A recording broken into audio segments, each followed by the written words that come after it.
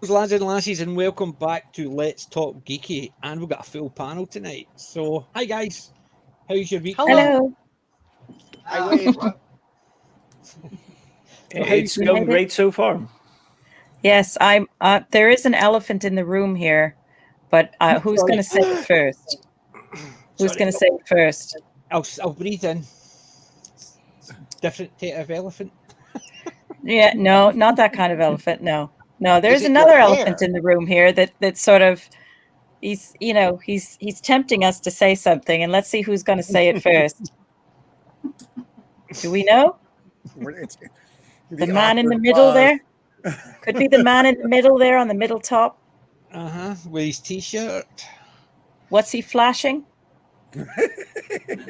Oh, you never got a chance to see it, did you, Wen?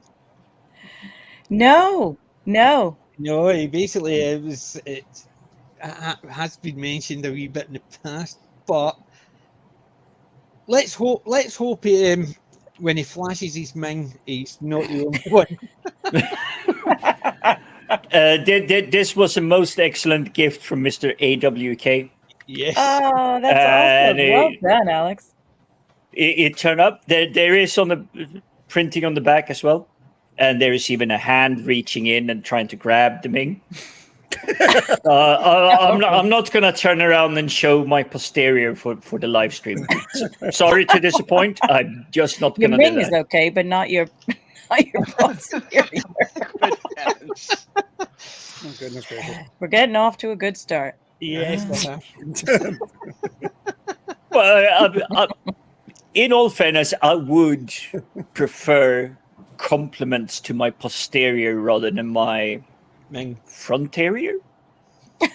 Your fronterior. Fronterior, isn't that where like... In all fairness, Jim, is it your final fronterior? I think it definitely would be. A deep pun. No, and I will reiterate it. Thank you so much, Mr. AWK. That is an awesome shirt. Well done, Alex. That's great. Have you worn it in public? Yeah, I had it on the stream. I'm planning on wearing it to work this Tuesday that is coming. So awesome. Obviously, after a hot stream, they will be washed and ready for Tuesday when I get back into the office, and I'll see who is understanding the geekiness. Yeah, who's up on their pop sci-fi? Hey, Miranda. Hi, Miranda. Thank you for joining us. And Miranda, I would definitely want one of those 3D printed dice towers. Cool. It was a skull. You pop the dice through the eyes and it rattles and drops. Oh my God, I want that. It was absolutely superb. I would want one of them.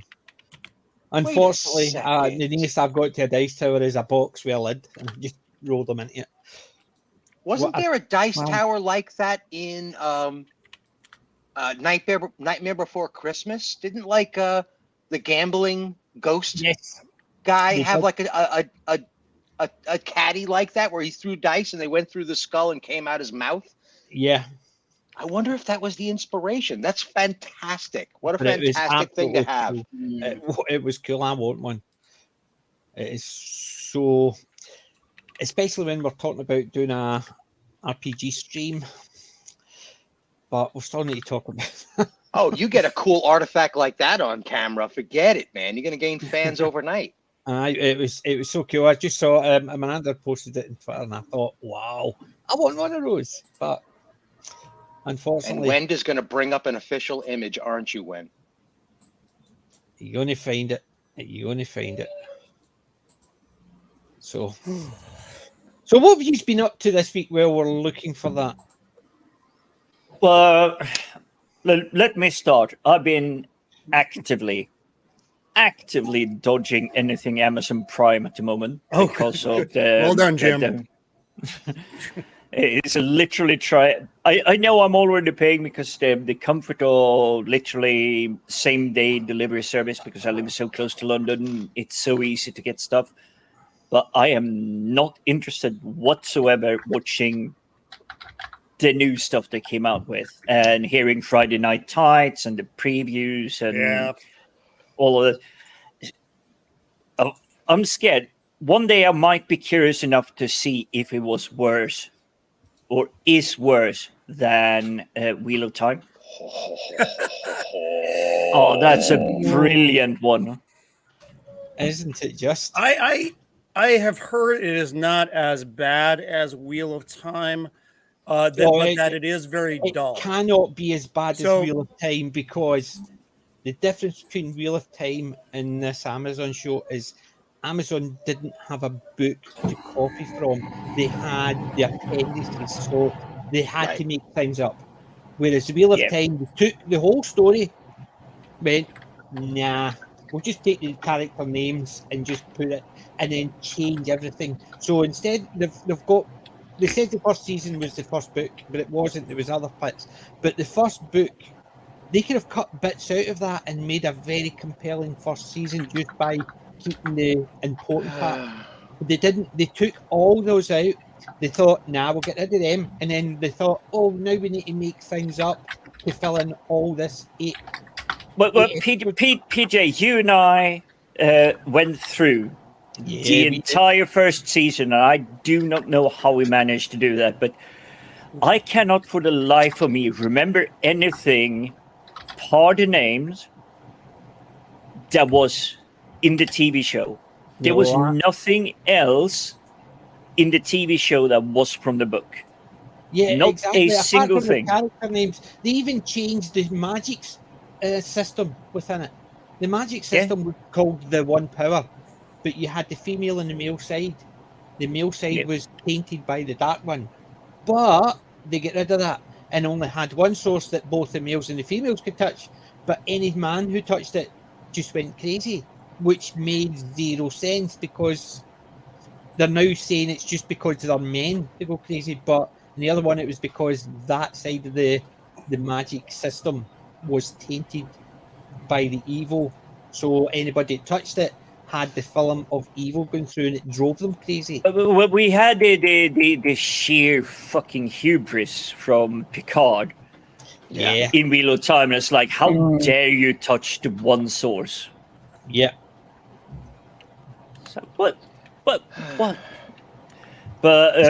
I will say, although I don't have pick of the week or anything like that this time, I have managed to rummage through the digital sphere, so to speak, and I've seen some amazing things created in literally the last couple of months, or been released very recently, and I've actually been shocked that, wow, there are still people out there that can make entertainment great again. Yeah. So instead of manga, I'm going mega. What you're saying is you've seen dead cool stuff.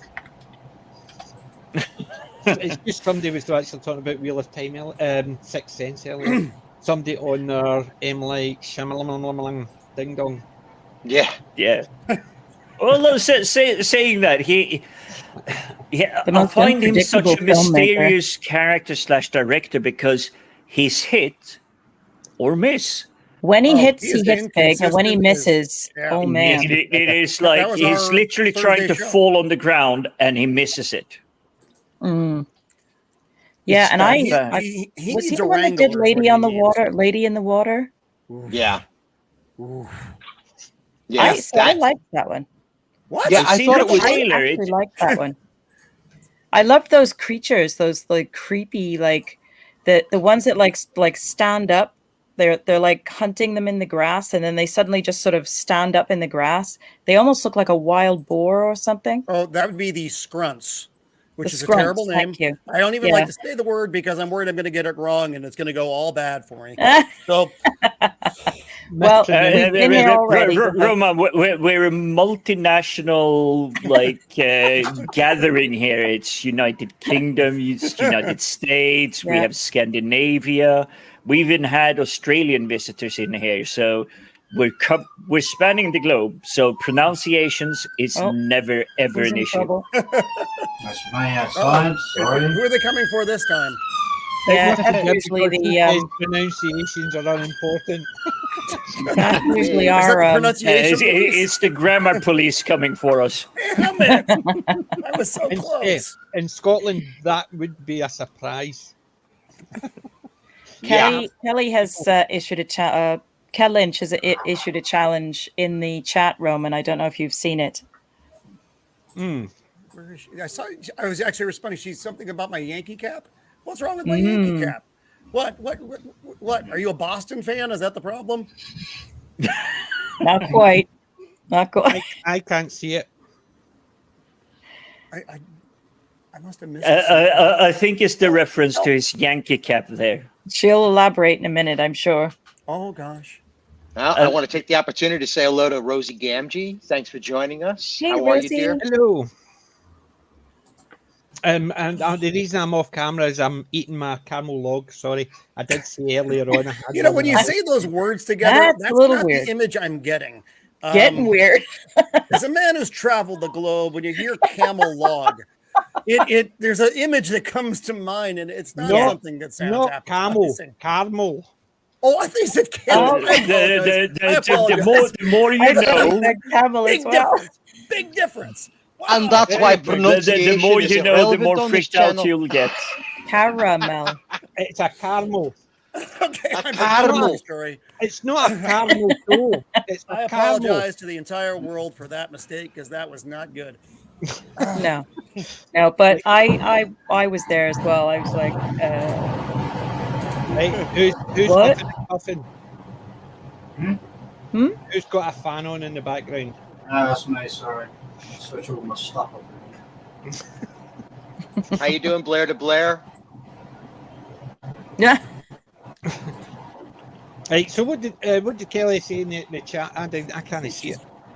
She said something like, Roman, is that a Yankee cap you're wearing?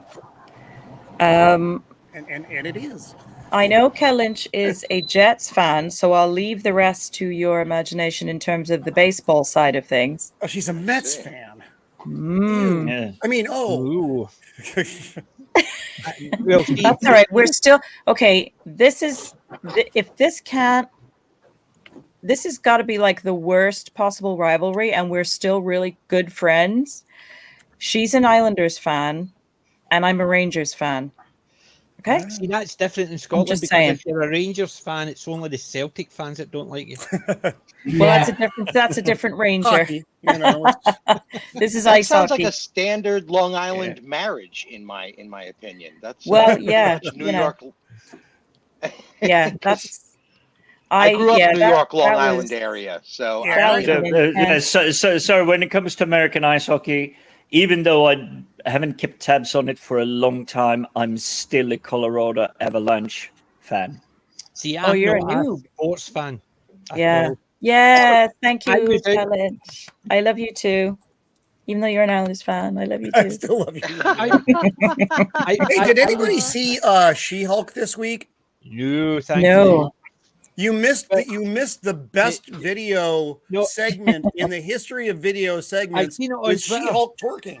I saw that on Twitter, and I'm sitting there thinking, and when I saw it, I thought, didn't she say to Bruce in the first episode that because people catcall her? Yeah, that's a funny So mixed why message, is- right? Why is she annoyed that people catcall her, but she's doing something? PJ, to you've show got off the her- word wrong. It's How not antiquated is that people. as well? It's Oh, not exactly, yeah. people catcalling her. It's men. Man. Accordingly, you can't tell nowadays. So That's they're like- all people. Isn't that like really Yeah, old? that's like Like, early who 2000s catcalls anymore? I don't know. Bugs Bunny cartoon characters. yeah. Jesus. The only time I Yeah, hear it was- somebody catcalling is as shouting at his cat for doing stuff under his desk. That's the only time I hear a cat call. Go Actually, for it, Jim Roman. might get somewhere in that shirt of his, though. Oh. Yeah. Uh-huh. Hey. Yeah, so Roman is- I watched She-Hulk this week, and I gave my review was what it was. It is an incredibly poorly written legal comedy that has superhero and feminist elements, and that's all She-Hulk is. House of the Dragon, I've been very pleasantly surprised with. Yeah, it's because we all know the disastrous ending of A Game of Thrones, and Matt Smith has been really good in the series. And it's people. I mean, it's not super fast paced, but that's okay. It's been good. I think most of the panel here have avoided Rings of Power. Misses of the Empire has forbade it so that it does not further taint the Tolkien lore as the Hobbit films did. So it's a non-starter here at the of the Empire Studios. Yeah, well, the good thing is my wife just does not watch fantasy or stuff like that. She just thinks they're all weird. So, and I will say Mrs. Roman is probably on to a track a little bit, but in all fairness, what I saw on Friday Night Tights yesterday, oh my God, why didn't The Hobbit win more Oscars? I mean, I saw it. Well, Hobbit sounds like a masterpiece compared to what I heard them ripping it. So, Wakazashi's Tea House, which I actually got to pronounce for the first time correctly. Yes, you did mispronounce it about 3 times before that. Yes, and that's all part of the experience. He did a really nice video last night. It's about 45 minutes live stream talking about the show. And he said if they had just called it something else, it would have been okay. But the fact that it's supposed to be in Middle Earth and no one knows what an effing Harfoot is, because a Harfoot is what a Hobbit is if you don't have the rights for it and you made it dirty. That's what a Harfoot is. And it's the same idea as the Wheel of Time. Which one of these days I want to talk to one of your guests, Prophet of the Dragon, about that, because I know because I started watching his stuff because he started doing it for the Wheel of Time, and I was going, yes, Wheel of Time, and then it died away. But the fact is, they could have actually said, right, we're basing it on the system, but it's a new age, so it could have been the next age, and then all the characters like Moiraine and all that could have been the same as in the book. The Luther Pendragon was and stuff like that in the history, the age prior to. So you give a couple of thousand years, and this is a new one, and it's based on the same system, but it's all new characters. Right. No one would have had an issue with the changes. But what they did was they went no, and it's the same as the Wheel of Time. That's what the Wheel of Time and the Lord of the Rings. Lord of the Rings, they changed it to make it easier, because going from book to a movie, you have to make things change, because in the book they do descriptive stuff. You can't see that, so you need to change it, and sometimes things are just too drawn out, so you might combine a character to make the story flow better. I understand that. But if you've got a book and you go, right, we'll take that out, that out, that out, and that out. Okay, that's the whole story you've taken out. What we're going to put in, we'll make our own stuff up. Yep. But if you've got the Rings of Power, where in effect there's no story, it's just about different things that happen throughout, then you can make a story up, pick one of them, make the story, because as long as you don't change what the appendix basically says, you can do anything. But they don't want to do that. Critical Drinker hit it, like always, right on the spot. It is actually, I think it was Disparate that did it first, but Critical Drinker did mention it as well. But it is, you have Tolkien's story, the entire set is meant to be a whole. And then these writers gone in, Aragorn was super cool, and Galadriel was super cool, and Elrond was super cool. So they're taking these pieces out and trying to build a story around it. And no, it's everything that surrounded them. From the Hobbits' culture of being lazy but farmers, enjoying smoking some pipe weed, to Gandalf being someone that is just a nomad traveling the world. That actually adds to his character, his reason that he knows so many things that everybody else do not. Yeah. I mean, there's so much character development if you look at just Lord of the Rings.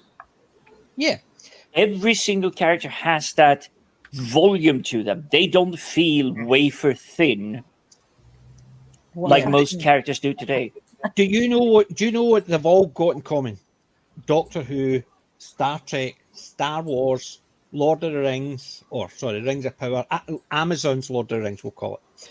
And no, it's not Lord of the Rings, it's Rings of Power. It's not Lord of the Rings ever. But you know what they've all got in common? Every one of them have a prequel that destroys everything that's happened. Don't get me started on that, because I was saving it for a little later on. But that's what they want to do. They want to destroy what other people have done, so we think theirs is real. Whereas we just look at theirs and think, that's crap. I'm just going to go and watch the original. But even from storytelling, what point is there to make Rings of Power with Galadriel and Elrond in it? Because we know they're going to be alive 2,500 years later. Yeah. Whatever battle scene they get into, they will survive it. There is never, ever going to be a threat to these characters. Right. No, it's pointless. It's like the Black Widow movie that came out last year, the year before. It served zero purpose. She dies. She dies. It doesn't matter. There was no stakes in the movie. No one. Yeah, it's the same as like watching even George Lucas prequels, right? They bring the characters in, and then you're sitting there thinking, well, we know these characters are going to survive. We know he's going to do this and he's doing that. That's why I hate prequels, because they never bring anything new. They just basically turn around and go, we can't think of a reason, so we're going to change everything. But first, you have to ignore if you're want to watch the originals, and that's why. But it's because they're focusing on this looks dangerous scene. I mean, even I have never written a story in my life. I could have taken Galadriel from that era and knowing that yes, she will survive, but why is she now so guarded, so standoffish toward strangers coming into the woods? Why is she defensive against X, Y, and Z? I would have played that rather than spending 15 minutes on climbing up an ice mountain or fighting orcs and whatnot, because that makes no reason to me, because she will survive. We know that. Right. She's alive 2,500 years later. Yeah. So are we going to get Galadriel twerking? I'm kind of curious. Will that be a thing? I'm the only one curious about that. Do you know what have made? Do you know what have made She-Hulk better? Yes, I do. And who wins? She-Hulk or Predator? Well, as soon as he turns up, him. Because at least he's no actually twerking, so at least he's got an advantage. That's true. If she's twerking, he definitely has the advantage. Unless he's blinded, he's so terrified by what he sees. He's just like, oh no, never mind. Yeah, twerking of light. I just could not believe when I actually saw that. I'm thinking, really? It was just one of the worst things I've ever seen. It's absolutely crazy. Oh, my camera. It feels a little bit like Free Guy. If you think of the corporation that is actually running the simulation. It was like, oh, this was cool. This was the best-selling thing. We're going to focus on that completely. My mouse is going crazy every time I click on it. Yeah, I just saw that. But were you trying to do a She-Hulk twerking or something? That's what it was. I was trying to twerk the stream. Every time I click on something, I did it with my camera, and my camera kept going on, off, on, off, on, off, on, off. And I'm thinking, bummer. Well, last time your mouse kept kicking you out of the stream. Have you considered doing it again? It may not be the mouse. That's the mouse doing it again. I can't stop. I can't totally stop. agree. God, he's out of control. Strobe warning. And you're on mute. I had to turn Hey. everything off, sound and everything. So I did, Yeah. just for my mouse to start working. It is absolutely nuts. Something's going crazy. I'm losing it. Thank you. I think I lost it years ago, but it's catching up. Yeah. So one of the things you that was said earlier, I think Roman, you said it, was that the Matt Smith one, what's that one called again? House of the Dragon. House of the Dragon is actually pretty good, and I'm really, really happy about that. I haven't seen it yet myself. Watch that show. I don't think we can. I don't. What network is on that? Is that on? That is on HBO. Yeah, we won't be able to see that, but I'm so pleased for Matt because he is an excellent actor, and it's just nice to know that this is it's a good product, and certainly better than the other offerings out there by a long shot. And that's been pretty much the consensus. I've decided to hold off until good. the first season is out completely. I'm not listening to the reviews. I saw the first episode. I've heard the initial comments from all the usual suspects, and they're going, not that bad, actually. And I kind of get the same gist from it. So I'm holding off, and then I will be binge watching all of it in one go. See, the good thing is, apart from some episodes in season 1 of Game of Thrones, I never watched it. I didn't like it. We didn't. I know, too dark, right? Too dark. Because if I want to get involved in something, I want to actually follow characters. And if you're going to kill the character off, I don't care then. I don't want to follow a character that might get killed off. So if you're just going to throw them and you're going to kill them, I'm no interest for me. And I just stopped watching it. We watched, I think, the first right episode. up until the boobs came off screen, and then I stopped watching it. We watched the first episode, but it was only because we had other things at the time we were watching. We had limited time, and we just couldn't. The first one didn't particularly grab us, and then we just got busy watching other things, and we totally missed it completely. So obviously we kind of know a lot about it now, so we won't go back probably and watch it. But if you watch Matt's new one, do you need to have seen Game of Thrones to get it, or because it's obviously kind of like a prequel, isn't it? It takes place earlier. It's not a prequel in the sense that these other things that we've talked about are prequels, and because none of these. I mean, it's 100. Yeah, they're completely it's about 172 years before the birth of Daenerys. Okay, Targaryen. So that's good. So literally everything up to that point is up for grabs. So it's totally a standalone show then. Completely. It is standalone, but will give you a bridge to understand where Daenerys comes in. It can't damage the future, which is nice. Also, there are no dragons twerking, in case you're curious. Sorry, when you said that it can't damage the future, that's why I couldn't stop laughing. How many programs have we seen have damaged the future? But I'm with Roman on this one because House of the Dragons is standing so far behind. It's explaining the politics and all the stuff that managed to make that person come into existence. How many times have you watched season 1, which has been great, and then suddenly season 2 have just went downhill? Yeah. Well, I would argue the Next Generation. Star Trek: The Next Generation. Season 1 was a little bit pants. Oh, it was pants. But it grew in strength. Red Dwarf, the first season, if you look at it, you're sitting there going, season 2, 3, 4, and 5 were a hell of a lot better.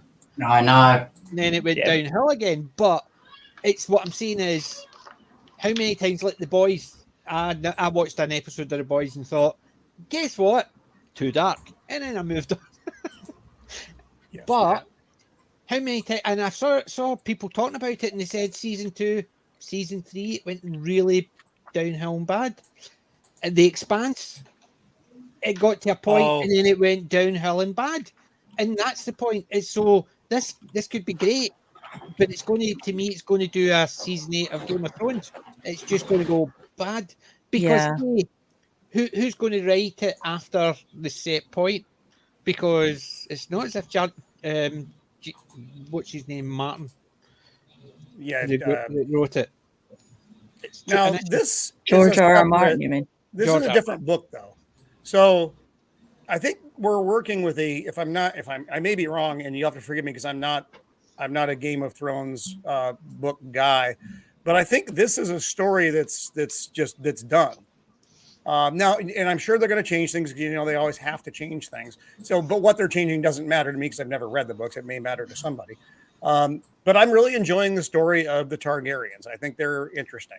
I do, and I've mentioned this on my reviews, and it's not like a big criticism, but Paddy Constantine, who plays Viserys Targaryen, he doesn't have the angled. Stephen, we talked about. I think it was you and I. Yeah. You mentioned that he didn't look to me very like dragon-like. He looks like a 70s rocker who's an albino, maybe. He doesn't look like someone who's going to get a pot of gold poured over his head. Is that what you're saying? No, he does not. It's just that the Targaryens always look to me. This is just a Roman thing. They're very angular, very just sharp features. And he definitely does not have sharp features. He's a little puffy. Like he's coming off a bender with the band, but his acting is good. He's a good actor. It's just the look of the character that I have a minor issue with. The rest of the show, like I said, I very much enjoyed. But whatever. Cool. It's no She-Hulk. Yeah, I look forward to checking that one out at some point. It's not going to be anytime soon. We'd have to catch it, if it surfaces somewhere else. I'm sure it's going to end up on Blu-ray. It'll be a minute after it. Just for for the sake of Matt, because I do. We both really like Matt. I love Matt Smith. I do. Yeah, he's brilliant. Well, I haven't watched it because I know it's too dark and it's modern, and there are no twerking dragons. There are so many things, PJ. I just can't even collect. There's them all. dragons in it, and unless I'm rolling a D20 against them, I'm not interested. Fair enough.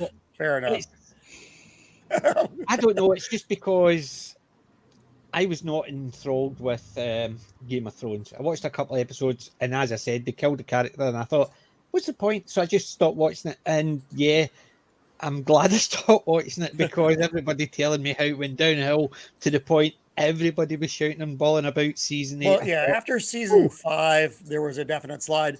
Going back to the first season, though, Sean Bean, who we all know dies, in case you're curious, because he usually dies. Mm-hmm. I'm watching an older BBC series now called Sharp's Rifles. Sharp's is great. Oh, no, you're getting PJ started there. Oh, Roman, what did you do? Sharp's Rifles, the book, is absolutely superior. I used to do data input, so I had the headphones on and I had it from a library, and I selected on audio tape, so you out and turn it over. I loved it, and that's why I started, and then I started reading all the books. Love Sharp's Rifles. The TV show came on, I understood they had to cut it down from 500 to 5. So the troop round about them, there was limited. But on the whole, it was an okay story. Nothing like the books. But yeah, I'm a big we're digging it because we finished Horatio Hornblower just a little bit ago. And then my son was just itching for that era. So he found that and he's like, oh my God. Actually, it was more like, Dad, I found a show that's also in the Napoleonic Wars. And I'm like, okay, son, that's good.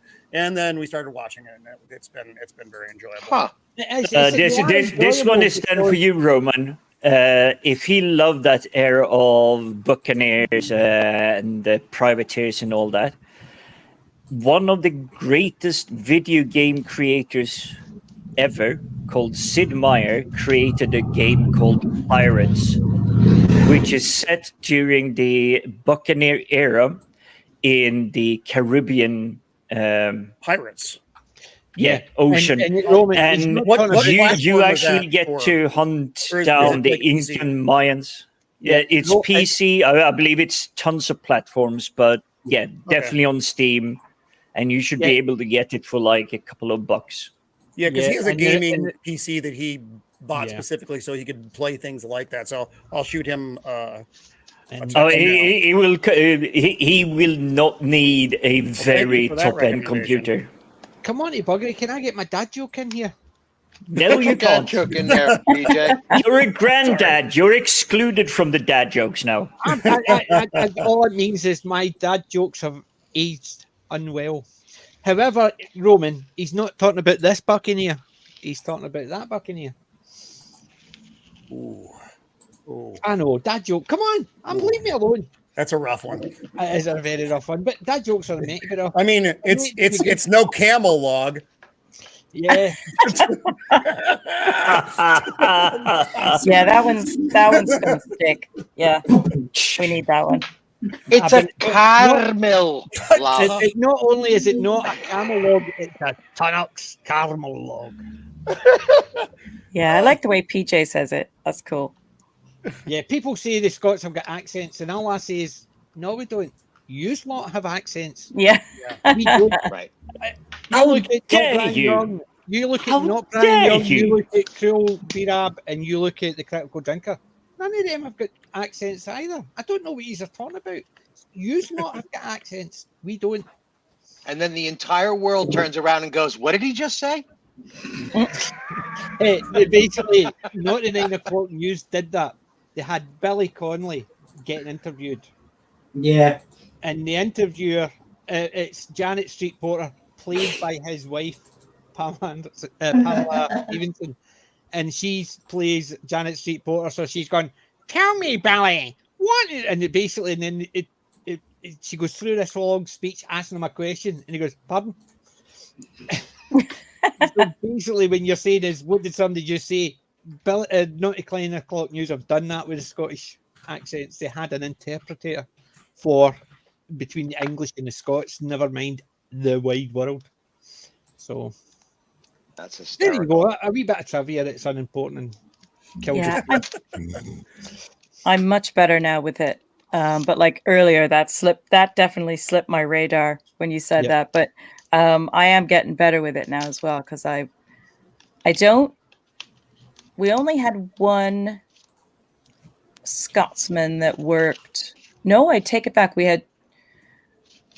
had two people, a man and a woman, both Scottish, that worked in our department quite a few years ago. But I don't know like the regional side of it. You know, I get lost with some of the regional dialects and accents and things, but I never had any problem understanding them at all. You know, whether it's because they were living outside of Scotland for a while, you know, and things had softened a bit, you know, and it was slightly different. But I used to have to minute multi-agency meetings, and there would be people from all over the UK there, and it was talk about dropping in the deep end, but it was good because it forced me to really listen and get to know like the different accents and the different dialects and things like that. Yeah, but you see, when I never had trouble with the Scottish dialect, because the only thing you need to say, 1 pint or 2 pints. That is all you need to know, and they will be happy. See, there's a couple of stories I could tell you about that one, about the Scots and their accents. One was one that happened to me, and one that happened to my dad. My dad was in the. It was during conscription. He got into the army, but he joined the Royal Corps of Transport. So you get based down in London. Oh, sorry, based down somewhere in the middle of England. And he says when all the Scots guys get down, they put in the barracks.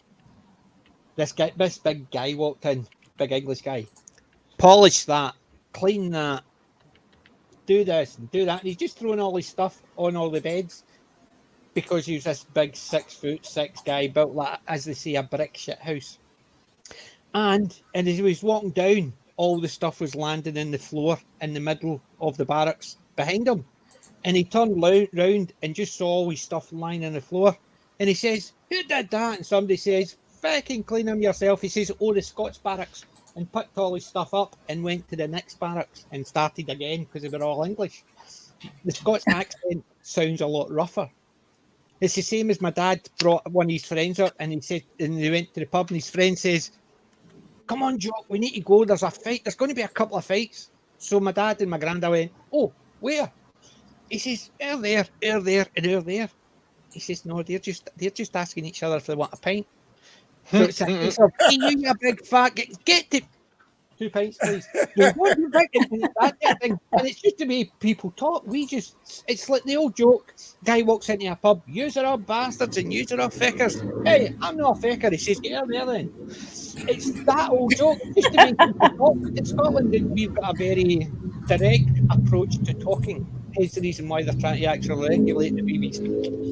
But me, because if I speak to my family different in the way I speak to other people, believe it or not, so my accent is quite normalised, so it's easier to understand. If I was talking to my family, people think it's some of my friends can't even understand this because we talk a lot faster. It's just you go into your natural rhythms. It's the same anywhere. You think about it, and even in the States, the accents between people from different areas. There's going to be ones that you're sitting there thinking, I can't understand a word he says. But if he's in an environment where he's dealing with other people, his accent sort of mellows. But when he's talking to his friends and his family, his accent's very pronounced. It's just one of those things. Us Scots don't have an accent though. So sorry. Everybody else. Everybody else. Hey, just wanted to say hi to Zach's. Welcome to the stream. Good to see you, and congratulations so much on breaking 3,000. Wow. Yeah, wow, that's really great. Well done. Yeah. So Syphax is basically talking about Nihilist book, and he talked about George R. Jar Jar Martin. I keep on saying R. That's all I say, actually. You're almost going to Galadriel. In all fairness, see when the guys are actually saying that on Friday Night Tights, I think they're just taking the piss out the Scots. That's how we say it anyway. Well,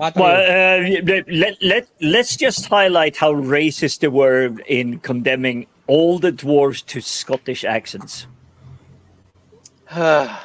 Because Scottish is a race now, I guess. The Scottish is a race, and I'm just going like, no, a Scottish could be proper British posh, top hat, monocle, tea drinking. In all fairness, to Scottish, Irish, Welsh. In all fairness, there's two types. You've got the Scots, the PJs, the critical drinker, the cruel grab, or you've got your Crawfords and Finleys. Hello, Crawford. How are you, Finlay? And it's basically completely different. We look at a Crawford and a Finlay like you would look at some of these guys in they're just pinstripe suits, bowler hats, or the ones from Eton and Harrow and all that. Same difference. It's the same everywhere. Everybody who speaks proper, doesn't matter what accent they've got, you can tell. I would never call it proper, but I would say it does help if you have something like United States or United Kingdom that you have a more non-dialect way of talking.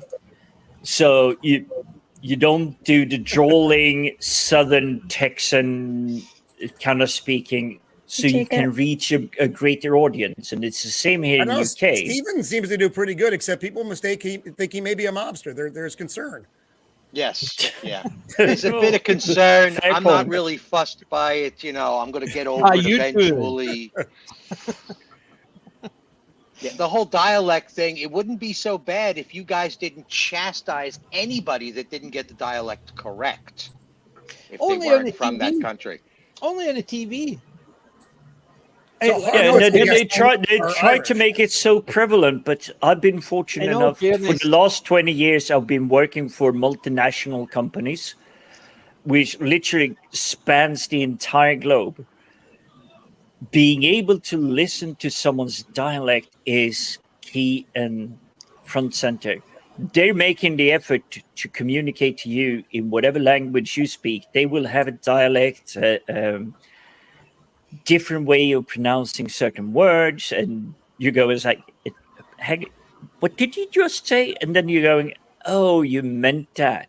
but you don't call them out. You don't. You don't push them down for saying a word slightly wrongly in the wrong face. I'm hoping I'm making sense here, but yeah, you are. hearing You are. Go ahead, Stephen. Yeah, no, you're making perfect sense. You're making perfect sense. I gotta You lay must a all be little sober then, short Stephen. story on you. When I was living down in Georgia, this was 89, 90, 91, something like that. Wow. I was working a drive-through for Arby's in Baptist, Georgia, right? And I was speaking just like this over my terminal to the drive-through. And people would pull up to the window and be like, "What did you just say? I didn't understand a single word you just said." So I made it a practice to put on a thick Southern accent, and it was only then that people started understanding what I was saying. Like, "You want curly fries with that Arby's sandwich, sir?" And they finally understood every word I said. You sound like you should be in Smokey and the Bandit. Did anybody Right? ever say, "Kiss my grits"? Oh, that Kiss was my low. grits. I don't think people actually say that.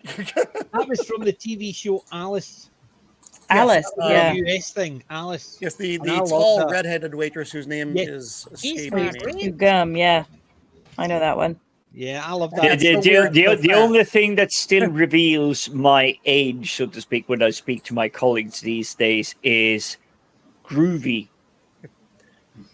Because Groovy is it perfectly shows my acceptable. age. I like Shows it. a lot shows more my- than that, my Groovy friend. back. Groovy, baby, groovy. I should have worn my t-shirt. Yeah. I would be surprised any day of the week, not even knowing you, that a person like you would say the word groovy without wearing a tie-dye shirt. I'm surprised that's even in your vocabulary, to be honest. It's in my vocabulary, but that's just to do with the fact that I'm a big Ash for Evil Dead fan. Groovy, baby, groovy. So dwarves are Scottish. Oh, Harfoots are Irish, apparently. I know, And but then according everybody to else the- is proper sometimes English? they're Cornish as well. And sometimes they try different accents. But do you know who did the best Scots? It was a book, unfortunately. Terry Pratchett. His We Three Men were Scots. Oh, We love you, Terry. for me, The Wee Freeman is one of his greatest books ever. Yep, and all the wee three men were Scottish, and it was a great book. And do you know, not one Scots person thought that's not right because we're Scottish. They just read, "Oh yes, I want to be a But wee even man." so, the Wee What- Freeman painted himself completely blue. and people went to Terry Pratchett. Anybody that was Scottish would go into a Terry Pratchett one. Went as a wee free man, painted himself blue, wore a kilt, and that was it. And went, and that's how this people actually take the piss out of the Scots, like having all the dwarfs of Scottish. They just think it's all that is just somebody who's short and Scottish, because most dwarfs are tough. So they get that idea that if they speak with a Scottish accent, it makes them sound tougher, which is a load of crap because I'm a big coward and I talk Scottish. I think you would have made a fine dwarf, PJ. Uh, Give me a But hammer. PJ is like 6'1", isn't he? Six Well, foot seven. I'm the fat. Italian mobster routine is the same in America. You Yeah. think about Yeah. Joey on the TV show Friends. How you where he's doing? like, "Yo, hey, what's going on?" Lord. It's like, I'm a tough Hey, guy. how you Can't you hear how doing? tough Yeah. I am? Where's you guys going? How you doing? Yeah, exactly. All of a sudden, you're a tough guy just talking like that. It's so silly. I know. It's just that. Is it People racist that they automatically make- assume it. What was the comment about multicultural in the Hobbits? Is it racist to have multicultural racial hobbits dirty? They did it. Look, Hobo you Baggins. wrote him in that way. Yeah. No one asked for those Harfoots. Hobo Baggins. That is another thing that gets so wrong with any extension to this universe. Mind you, it was written, what was it, like 50 years ago? based on a guy that served in the army 30 years prior to that. So it's an 80-year-old story describing what he saw at that time as a cultural thing.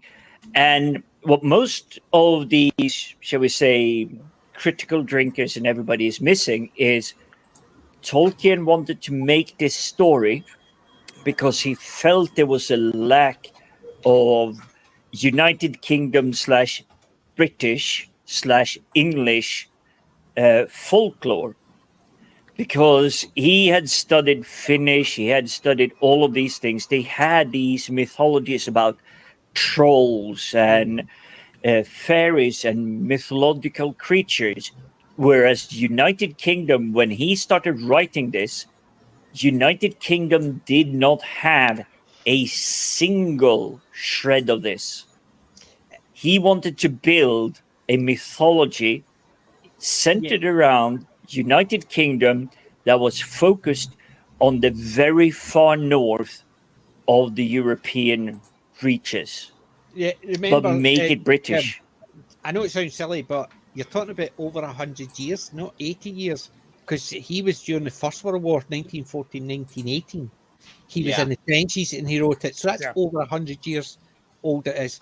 And he also said that people saying that he was writing British mythology is, are you bloody crazy? I'm only one man. All he wanted to do was create a story in the vein of British English mythology. That's what he said. Because people are saying that, because it's a quote from him, me writing British mythology, are you crazy? I'm just one man. Basically saying, I'm just telling a story and it's based on the themes of an English British mythology. But he wasn't trying to build it. But So it's still done about 100 years ago and it's still prevalent. It's one of the most widely read stories. And then Amazon have turned around and says, see the used millions across the globe who love this stuff. We're going to write it for those 10 people on Twitter who have got a big mouth. Yeah. Yeah, they created the hobo hobbits, and they made a racial slur for elves. They called them knife ears. What the F is that? You made up a slur. You made up a slur. You and your multi diversity show, you created a slur. That tells me something about the way you think. Yeah. You have to actually have a slur, or then the people won't be. They can't be. They can't be. Oppressed. I'm being oppressed. I'm being oppressed. Yeah. I was just laughing at Kelly. She's saying that lived in a tiny village in Italy, and every 10 miles or so they had a new accent. I stayed up north in Scotland, and the Black Isle is it's just a part between two parts of the Firth and the Forth going out, and there's every village there, they couldn't understand each other, but they all could understand me because I came from the Glasgow area, so I understood all their accents, but they couldn't actually understand. You see, I've been to Glasgow, and nobody that is not living in Glasgow, born and bred in Glasgow, understand Glaswegian. That's only because we've got an accent that doesn't have an accent at all. We're just actually at it. No, I was literally just going, it's like, I would like a pint, and they was just going. Daniel, we were going to fill him up in it, but we didn't know if we were going to get whacked. Sorry, Jeff. Where did Steven go? He's not even commenting on this. Come on, this is gold. And he must be out doing a job right now. That's why he's not. He's good. He has to step off for a second. Like, yeah, I apologize. The guy in the basement was squirming around. I had to take care of him. What does Daniel have to say? Is he threatening his own life with his comments? Is that what's going on here? Here goes Steven. He's going to claim he's not in the mafia again. Those who protest too much. And as I said, I was going to say something, but I didn't want to get whacked. I'm in a family-owned business, okay? Nothing more, nothing less. It's a family-owned and operated business. So there you go, Daniel. He's just the one with a family. And you don't mess with the family. Has anybody on the panel seen? This is a show that appeared. It was written. It was a novel that the guy Neil Gaiman was really into. This new upcoming author. She wrote a book called Jonathan Strange and Mr. Norrell. I remember the title. Jonathan Strange, I recognize, but there was a Netflix show. It's a Napoleonic era show about magicians in England. Yes. Oh God, was it not that comedian, the one that used to work with David Mitchell? Was in it? Perhaps. Oh, that's interesting, Miranda. Yeah, it's really good. I know Roman was mentioning Napoleonic era stuff, and it immediately came to mind. It's semi-fantasy, but very clinically Napoleonic era wartime England. Yeah. And the king hires these two magicians, Jonathan Strange and Mr. Norrell, to protect the country from Napoleon using magic. They did the same in the Second World War. So yes. Well, it's Bedknobs. It's almost like a prequel to Bedknobs and Broomsticks. It definitely has that same feel. Very British. I think I've actually heard about it. I've not seen it, but I've heard about it. And I'm just trying to remember. It's great. The book is excellent because it has bibliography and footnotes for books that don't even exist, like written into the book. So it's fascinating on that level. And then the movie, visual effects are like pretty cool. The main character, Jonathan Strange, it's almost like he's Ash from Evil Dead. It's like this. He looks so much like Bruce Campbell. It's crazy. He's got that same kind of demeanor to him as well. And you know, and of course it's Napoleonic era London. Yeah, it's just a guess. All the beautiful ladies and the costuming. It's glorious. Excellent. Daniel, thank you for joining us. Have a good night. Take care, Daniel. Later, Daniel.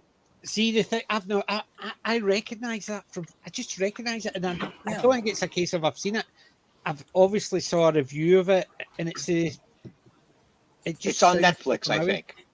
I don't have Netflix. I basically, the only things I have is physical media because very rarely I've got Amazon, but that's only because I do a lot of shopping, so I need all the free stuff. And I've got Audible. It did come out. I think it was through a UK press, but a DVD did come out for the feature, so it is available on physical media. But it's a smaller house that printed it. So I'll need to actually check it out. And the book is grand. Like I said, it's just grand. She's got a fantastic voice. This young lady, there's something about it that they conjure a fairy to help this one woman recover, and the fairy writes a contract that basically sets the whole rest of the story in motion. So there's a fairy contract that they're all being kind of like damned by. It's really great. It's so much fun. It's just so much fun, and I love it. It feels like you're watching a historical documentary because they make so many references to older material, and you don't know if the material is real or not, but to them it's all genuine, so it all feels very real. It's good stuff. Look at Grand Moff says she's got the novel Mr. Norrell and Strange, but lent it out before reading it and never got it back. I've got a few. Oh, it's totally worth getting a new copy, young lady. Definitely. I have friends that I no longer loan things to. I like to have my list of trusted friends and friends who no longer get things. Matt, the drummer, I'm talking to you specifically. So, I started my YouTube channel about a year ago, and I was doing just my individual. It was a lot different when I started out because everybody's way different when they start out. But I was talking about The Thing and specifically Who Goes There, the novelette. And he wanted to do a show with me on it. I'm like, okay, Matt, the drummer. And so I gave it to him a year ago. And it's this, it's this freaking thick. It's tiny. It's a novella. It's not a full book. And he still has. He's like, oh yeah, I'm going to read that. I just saw him last night. He still hasn't read it. Yeah. So the thing is, Roman, it's not just friends. I've some family members I would loan books or DVDs or anything. Yeah. To. I still got a list of the ones where they are. I know where they are. I know for them, and I still not got them back. Yeah, I did I had a beautiful, like high-end box copy of the Beatles' Hard Day's Night, and I loaned it to my brother and sister-in-law because the girls, my nieces, were just getting into the Beatles, and I wanted them to see it. And when I asked them to recover it, they had thrown out the box and had taken the DVDs and put them into their bookbinder for DVDs. And I was like, what happened? And they're like, oh, I thought you gave that to us. I'm like, oh man, I just wow. Lord. Ouch. Oh, that hurts my soul. And it was one of those like 5-disc box sets. Yes. See, the thing is, I used to, if anybody wanted to get a loan of a book, I would take the book off the shelf, take the cover off it, which you used to get, you had the sleeves, right, the dust cover off it, and I would give them the book and put the sleeve back up in the gap. And my sister-in-law, my ex-sister-in-law, she used to get annoyed with me. Do you not trust me with the sleeve?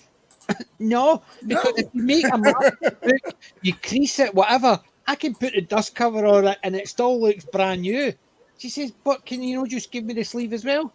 No, I wouldn't even give a sleeve over it. And the one time I did it, the reason is because the first time I gave somebody a loan of a book, it had basically the dust cover there was rips in it and stuff like that. And no matter how good the book looks, as soon as the dust cover has got rips in it, there's no point in keeping it. Yep. So I used to take the dust cover off, and I used to get people getting annoyed. I just stopped lending them out. So no, nobody's getting a loan of my book. Library probably the best policy. I'm never going to see that book again. I know it. He knows it. I've just accepted it at this point. It was a really good novel. I don't know if anybody's read Who Goes There. The basis for The Thing. I don't. It's a great so, story. No. The 1982 film is ripped right from those pages. It's so good. Do you know I was talking about this to someone the other day? Believe it or not. They were talking. We were talking about old classic monster movies, and one of them says, "I remember this thing, and it was called The Thing." I says, "What one?" He says, "Oh no, the black and white one." I says, "The Thing from Another Planet." From another world. He says, "No, it's called The Thing." I says, "It's not. It's called The Thing from Another." I says, "Planet." Yes. I forgot it's called Another World. And I says, the John Carpenter one is called The Thing. They're basically, it's a remake of The Thing from Another World. And she says, no, it's called The Thing. And I had an argument with her. Really? So you got into a fist fight with this person about a 1951 movie. Yes, in effect. And I'm with you. Basically, after I took my phone out and showed her, and she went, all right then. I says, believe me, when you're talking, she was the one that started talking about The Thing, and then I started describing the movie and who was in it, and the John Carpenter one, and how the differences and similarities, and she basically, as if to say, but you don't know what you're talking about. Okay, no problem. Thank you very much. I can literally talk about those things forever. We don't talk about the 2011 prequel because that was shit. That doesn't count. And no, not all three of them.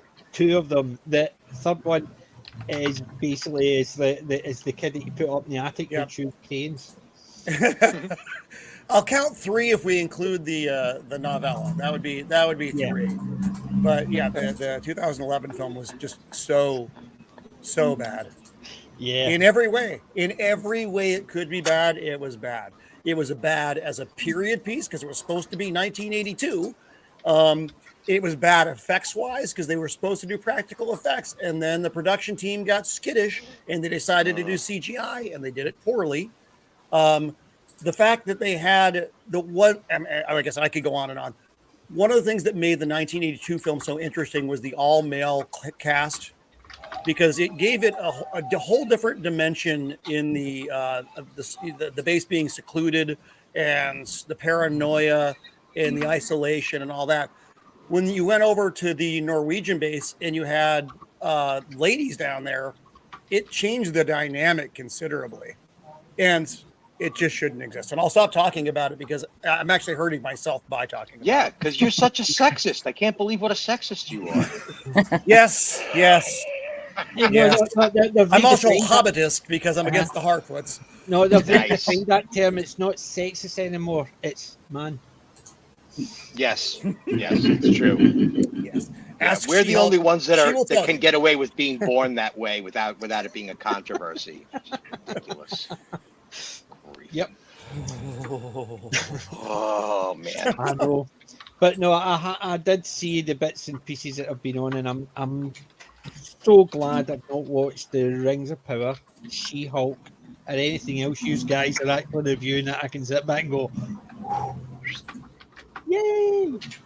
I wouldn't watch it even if it was good. At this point, Amazon has kicked us so firmly in the ass so many times. I wouldn't give it the light of day as far as I'm concerned. Do you know what the current stream of TV shows and movies are? And it doesn't matter really if they're good or not. Remember the scene from Loki where she just kept hitting him, booting him in the balls, and he kept falling, and they would just relive that over and over. And that's what it is, isn't it? Basically, it's almost a case, but you like this one, but you like this one, but eventually I'm going to just stay down there and I don't care if you say I'm going to like it. So I'll not watch them because I assume I'm going to hate it. And that's you can't assume you're going to hate them all, PJ. Yes, I can. No. I'm a stubborn Scotsman. I can assume anything I want. One of them could get through and be all right. House of the Dragon so far has been good. Now, could it disappoint us? Could it kick us in the balls eventually? Yes. Yeah, but see, the House of the Dragon. Do you know what the problem is with the House of the Dragon? It's too dark.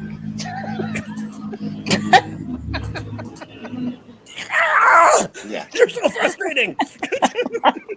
But you see, the thing is, Roman, the laugh at me.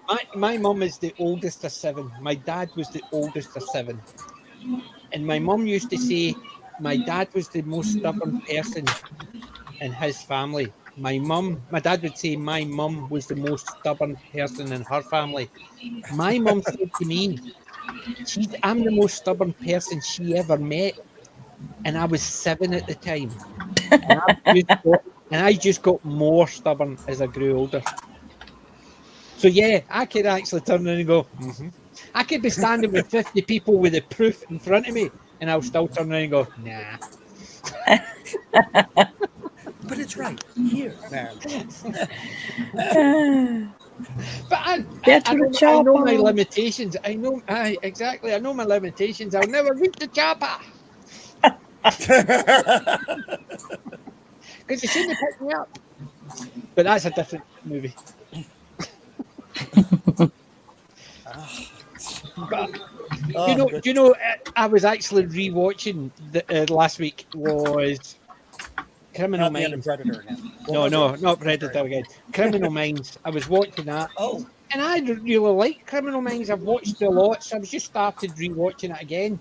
And I got to the end of the season where the woman who, after she nearly get killed, she has a bit of a mental breakdown because of it. But she's asked to draw out this bad man who's been doing stuff and torturing women. And rather than actually going, she's meant to leave, so he breaks in. They catch him breaking in, then they can get the DNA evidence they need. But without that, they can't get it. Whereas she just actually takes it upon herself, goes up and basically just arrests him, which throws everything out of the court, and he just walks away from it all. And at the end, she just turns around and shoots him. And then she plants a gun and says, oh, well, he drew a gun, so I shot him. And she gets away with it. And as soon as I saw that, even though I love that TV show, I just stopped watching it again. So even programs that I've really enjoyed and I've watched all the way through, something can annoy me and I can just go, nope, and walk away. And unfortunately, it's at that time I never saw it when I was watching it. I thought, well, she basically has to justify it. Then she leaves the unit, but because she did it and walked away from it without any repercussions, right? And everybody in the behavioural analysis unit knew she did it. They just were okay with it because the higher up says, oh, it was a good shoot because she planted the gun. And you're sitting there thinking, nah. Nowadays, because of what I've seen in the past, even programs like that can be ruined for that, which is an unfortunate side effect of things now can ruin things from the past. Right. Yeah. So it's the same as like my Wheel of Time. I got rid of all the books except my first 5 because every time, even my audio books, I deleted them from my account because when I'm listening to them, all I can hear is I can see the voice, the pictures, and the voices of the people on the TV show. That's too bad. And so I basically really had is. to read the books, and that's. But the thing is, I used to go, how can a program do that? So people watching The Timeless Child, and they're saying I couldn't watch Doctor Who again because it's ruined it. And I'm sitting there thinking, how can something now ruin something from the past? But it can. And then I watched and then I watched that, and I thought, Hobbit. oh my god, I can't even read my books. I can't listen to my books because it's ruined. And I just could not believe it. And I thought there was me actually thinking people are overreacting. Did any of you see The Many Saints of Newark, the effing dreadful prequel to The Sopranos with young Tony? Yeah, I saw a single review on that, and I was like, guys, why? Why did you do this? It was so bad. Now, it doesn't ruin The Sopranos, thank goodness, but it was a totally pointless, useless Camelot of a movie. It was just not good. Do you know what that sounds like? Absolutely everything on the TV at the moment. Yep. And that's with little exception, House of the Dragon, I'm standing by. So everybody's excited for Andor, right? I know I'm not the only one who's really excited about the show about a character you know is going to die in the movie that follows the series. Yeah, so no, because do you know the last Star Wars thing I watched was the A New Hope movie? No, the what was it called? The first one about how Princess Leia didn't do all the stuff to get the thing. Somebody handed it to her and she took the credit. What was it called? Oh, with the Kenobi series? No, it was the one Rouge 1. That's the one. Yeah. Rogue One. And to me, the fact is, they basically turns around and says, see Princess Leia who says, I managed to get this. She effectively means that somebody else did it and I'm taking the credit. Here you go. No. After that, I never watched another Star Wars movie. I just stick to the 3 Star Wars movies there is. I accept that. So yeah, like I said, but they're making a series about a character you know dies in Rogue One. His future is set. You know he survives everything up to that point. So anything that's going to happen on that series doesn't matter. Surprise! If somebody's got a gun to his head, you know he's going to survive. He's going to live. Right. And it's the same as when they make a movie about a really cool character. They take that cool character and move him back in time, and then he meets another of the cool characters, and then it turns around that his name is somebody gave him it because he was on his own, and the gun just somebody handed it to him, so it's no important. Oh, and his pal's a pervert who actually has sex with Hoovers. So that movie there's two really cool characters. Terrible. I forget that movie even exists. I've blocked it out. Solo. Yeah, that is definitely worth blocking. Solo, a Star Wars waste of time. Because in effect, if you've got the coolest character on the movie, and then you take him back and you say, "Oh, why is he called Solo?" Because he was on his Todd, so they just called him Solo. Where did he get his gun? Somebody handed it to him. Oh, really? Yeah. Coolest name in Star Wars given to him by an Imperial officer off the cuff. It's just like, because he was break.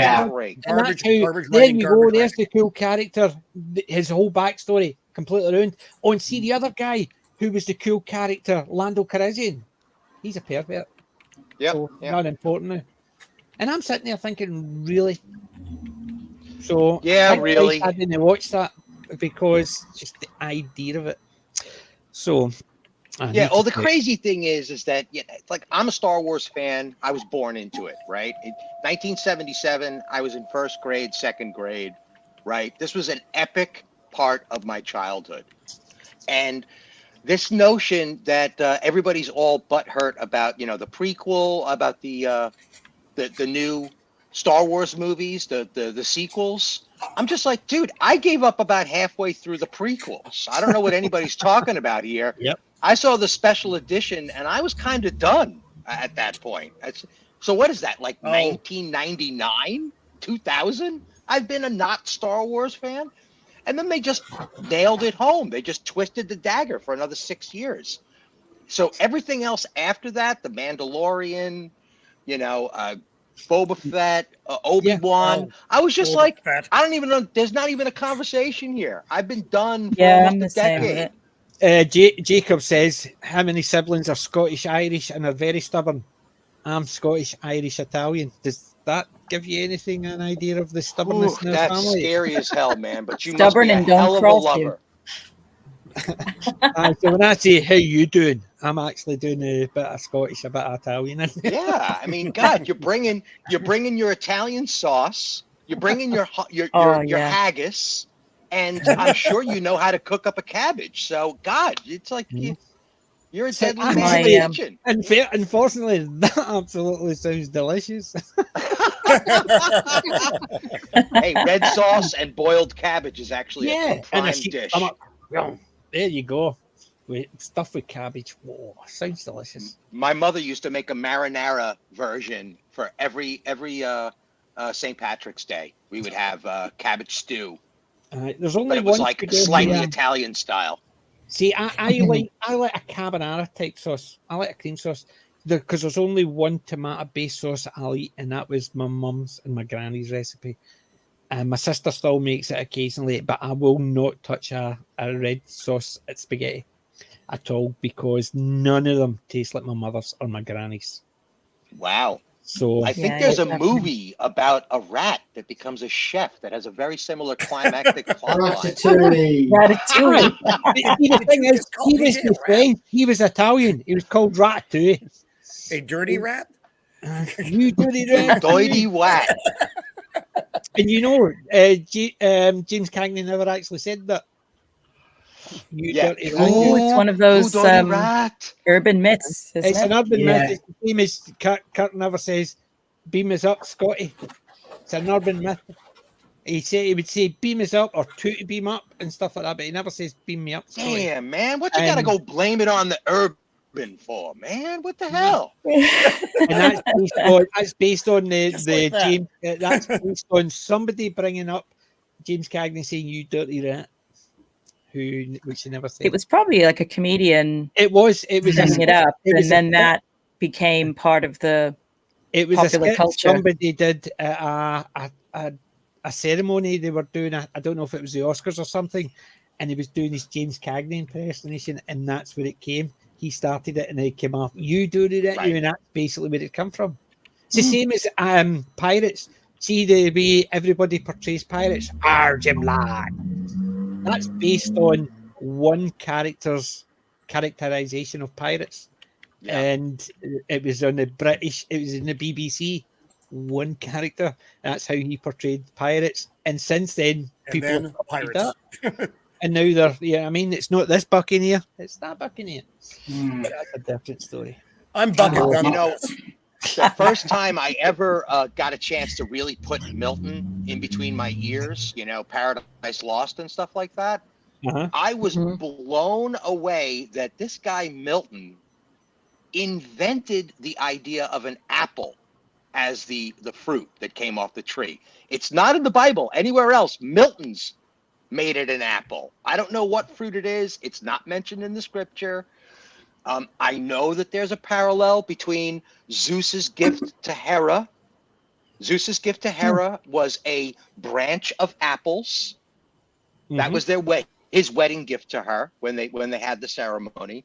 But other than that, apple is not in the folklore. That's milk. Yeah, I bet it was an avocado. And do you know why we all know?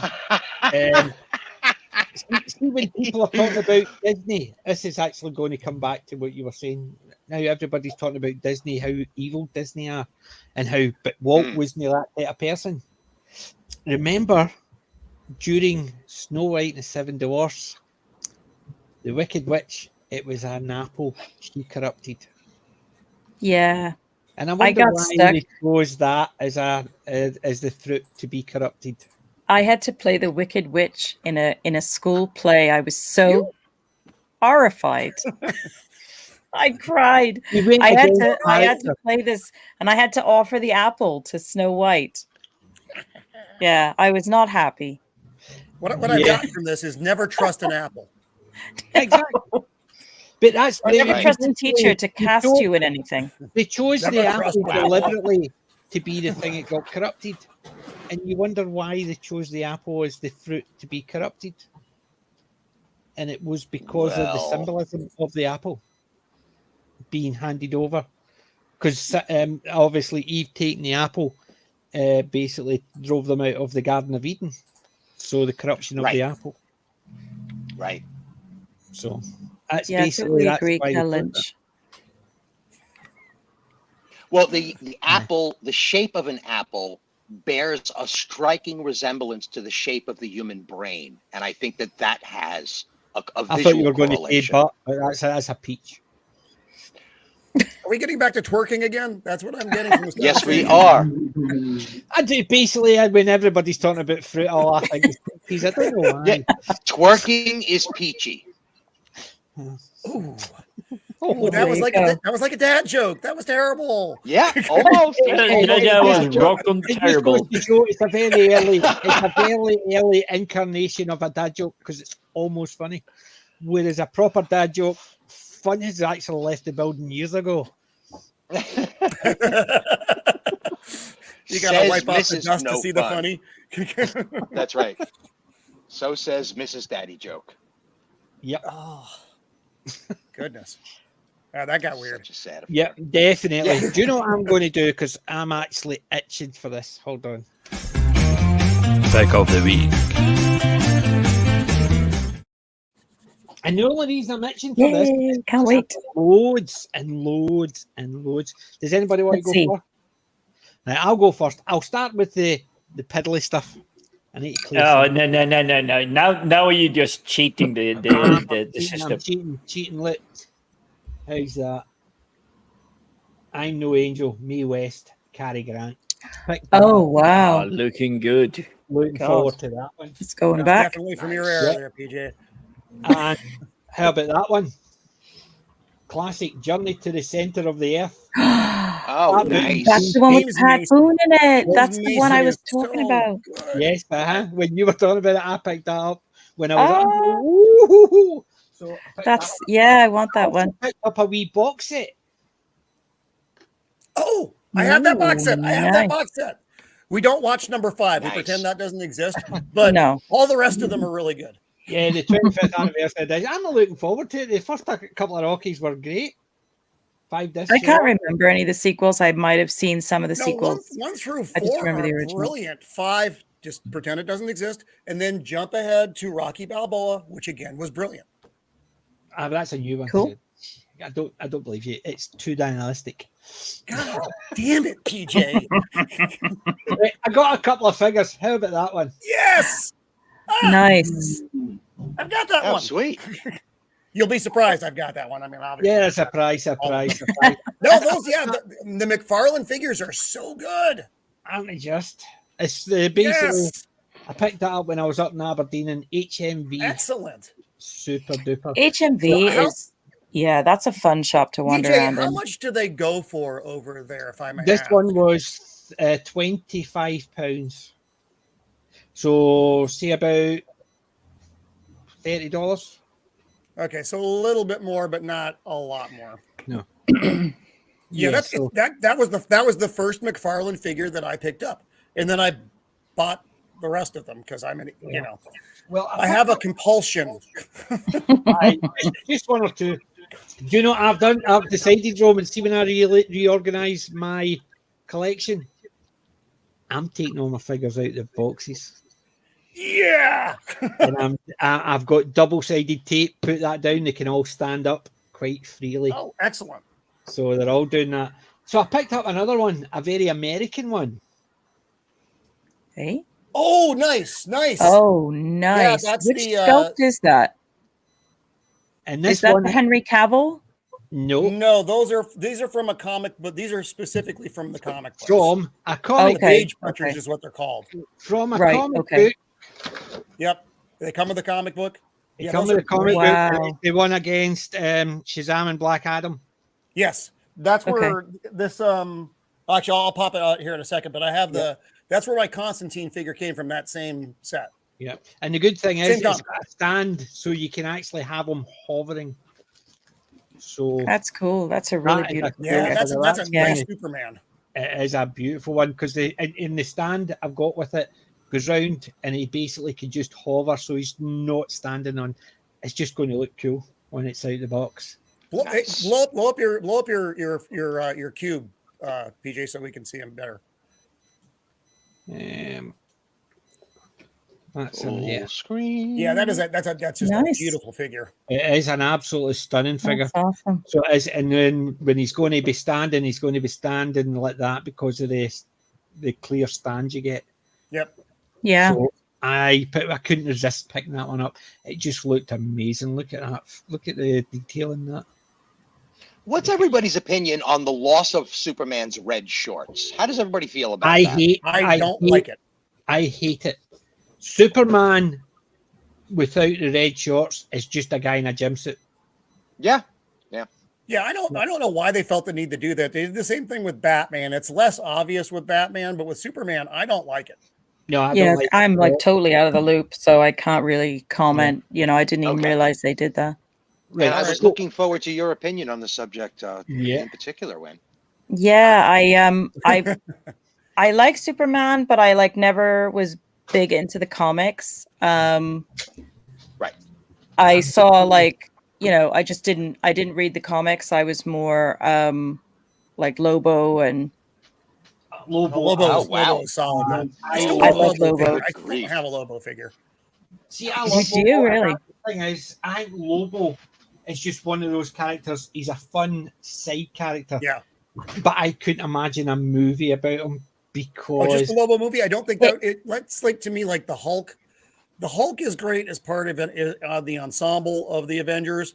On his own, not so much. Like Hawkeye, I don't give two shits about Hawkeye in a Hawkeye movie. As part of the assembly, as part of the ensemble, he works out nicely. yeah, but you know who would have been the perfect Lobo? Back in his heyday, Kurt Russell. Because he's got the sarcasm, he's got the sense of humor and the black, the sort of black comedy, dark humor. Oh, and his delivery of the stuff. Yes. I think you're and right. just the look of him in the thing.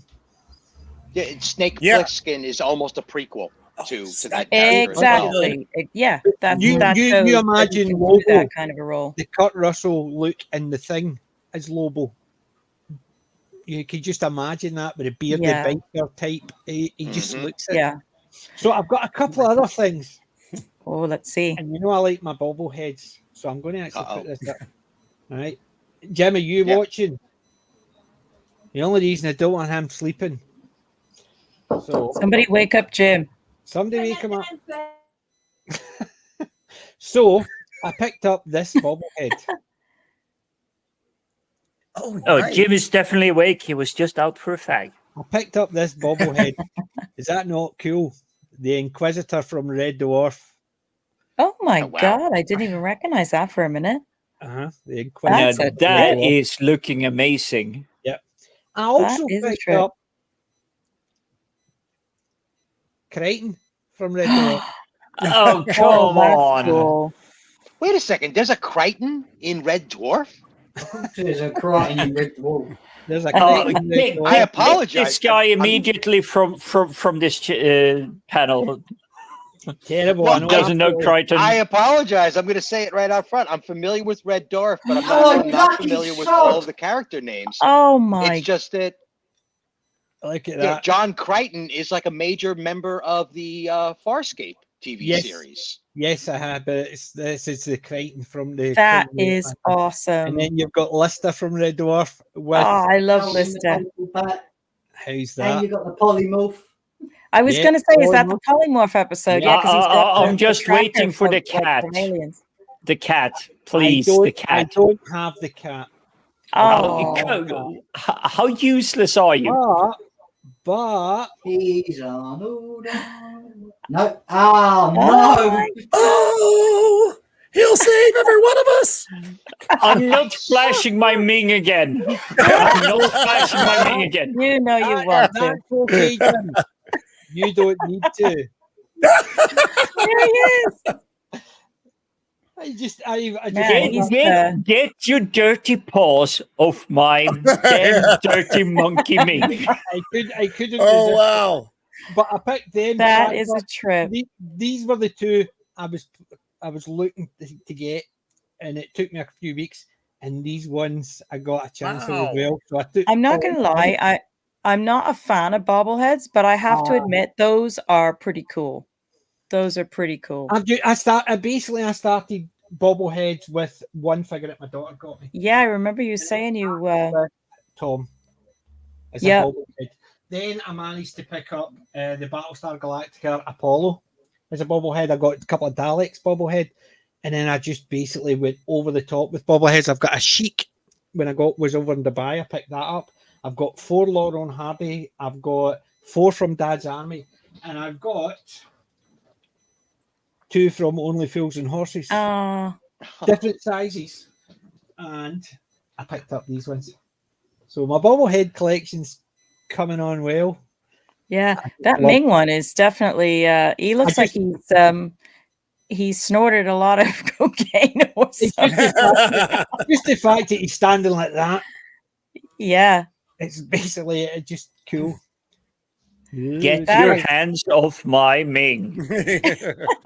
You know the man who excused himself for a fag. Who he looks like? Yul Brynner. Yes.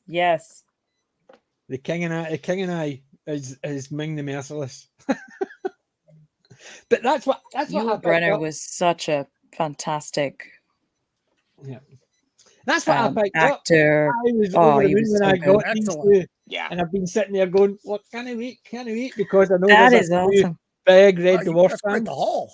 Did they not have Cat and He didn't. And I have seen the Cat figure because when I got a video message from Danny John Jules to wish me a happy birthday, he actually showed us he had the Cat and Dwayne Dibley figures. So there is a Cat and a Dwayne Dibley bobblehead out there.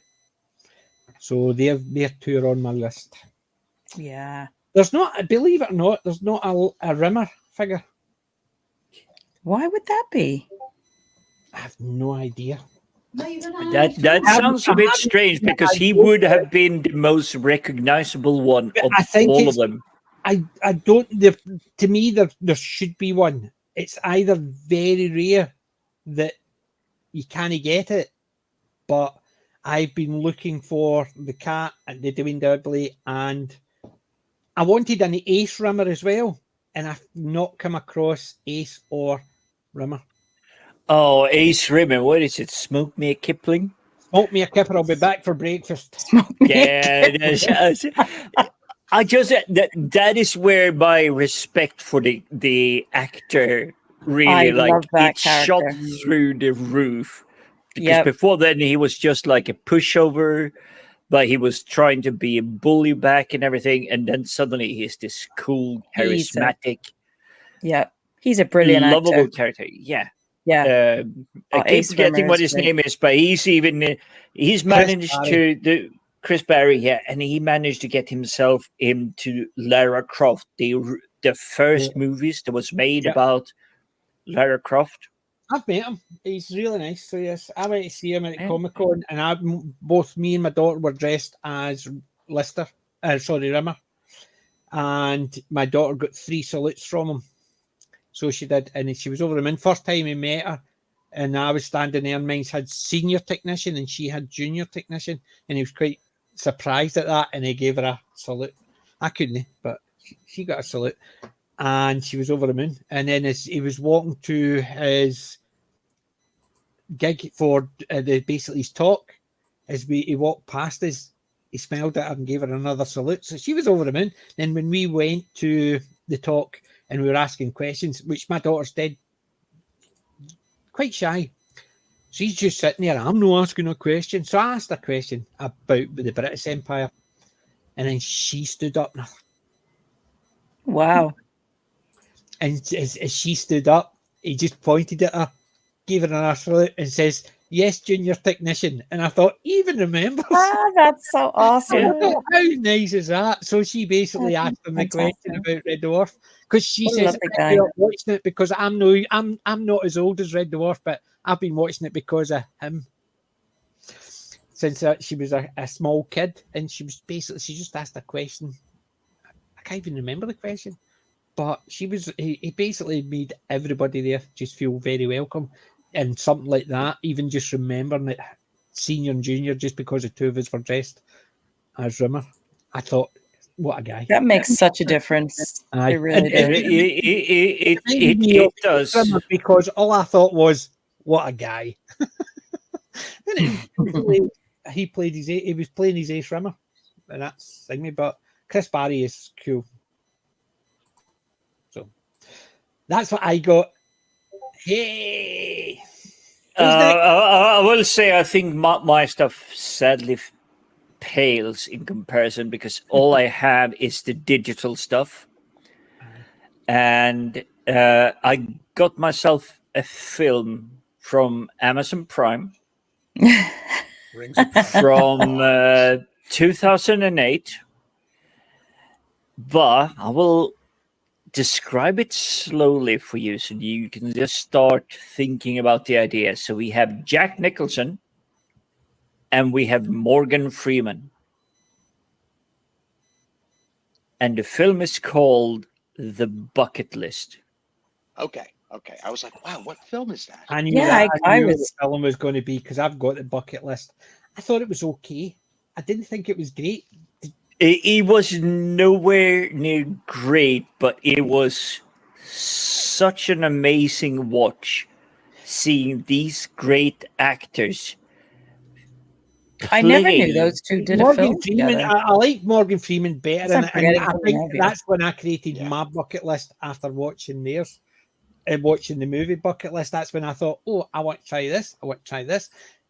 And it was, I had people had been on about making a bucket list because as you're getting older, you want to try things that you missed out on. And I thought, but this film has the perfect balance. It's Jack Nicholson is a very rich and powerful man running hospitals across United States, and he has been 100% adamant there is 2 people to every room in the hospital. And then he comes down with terminal cancer.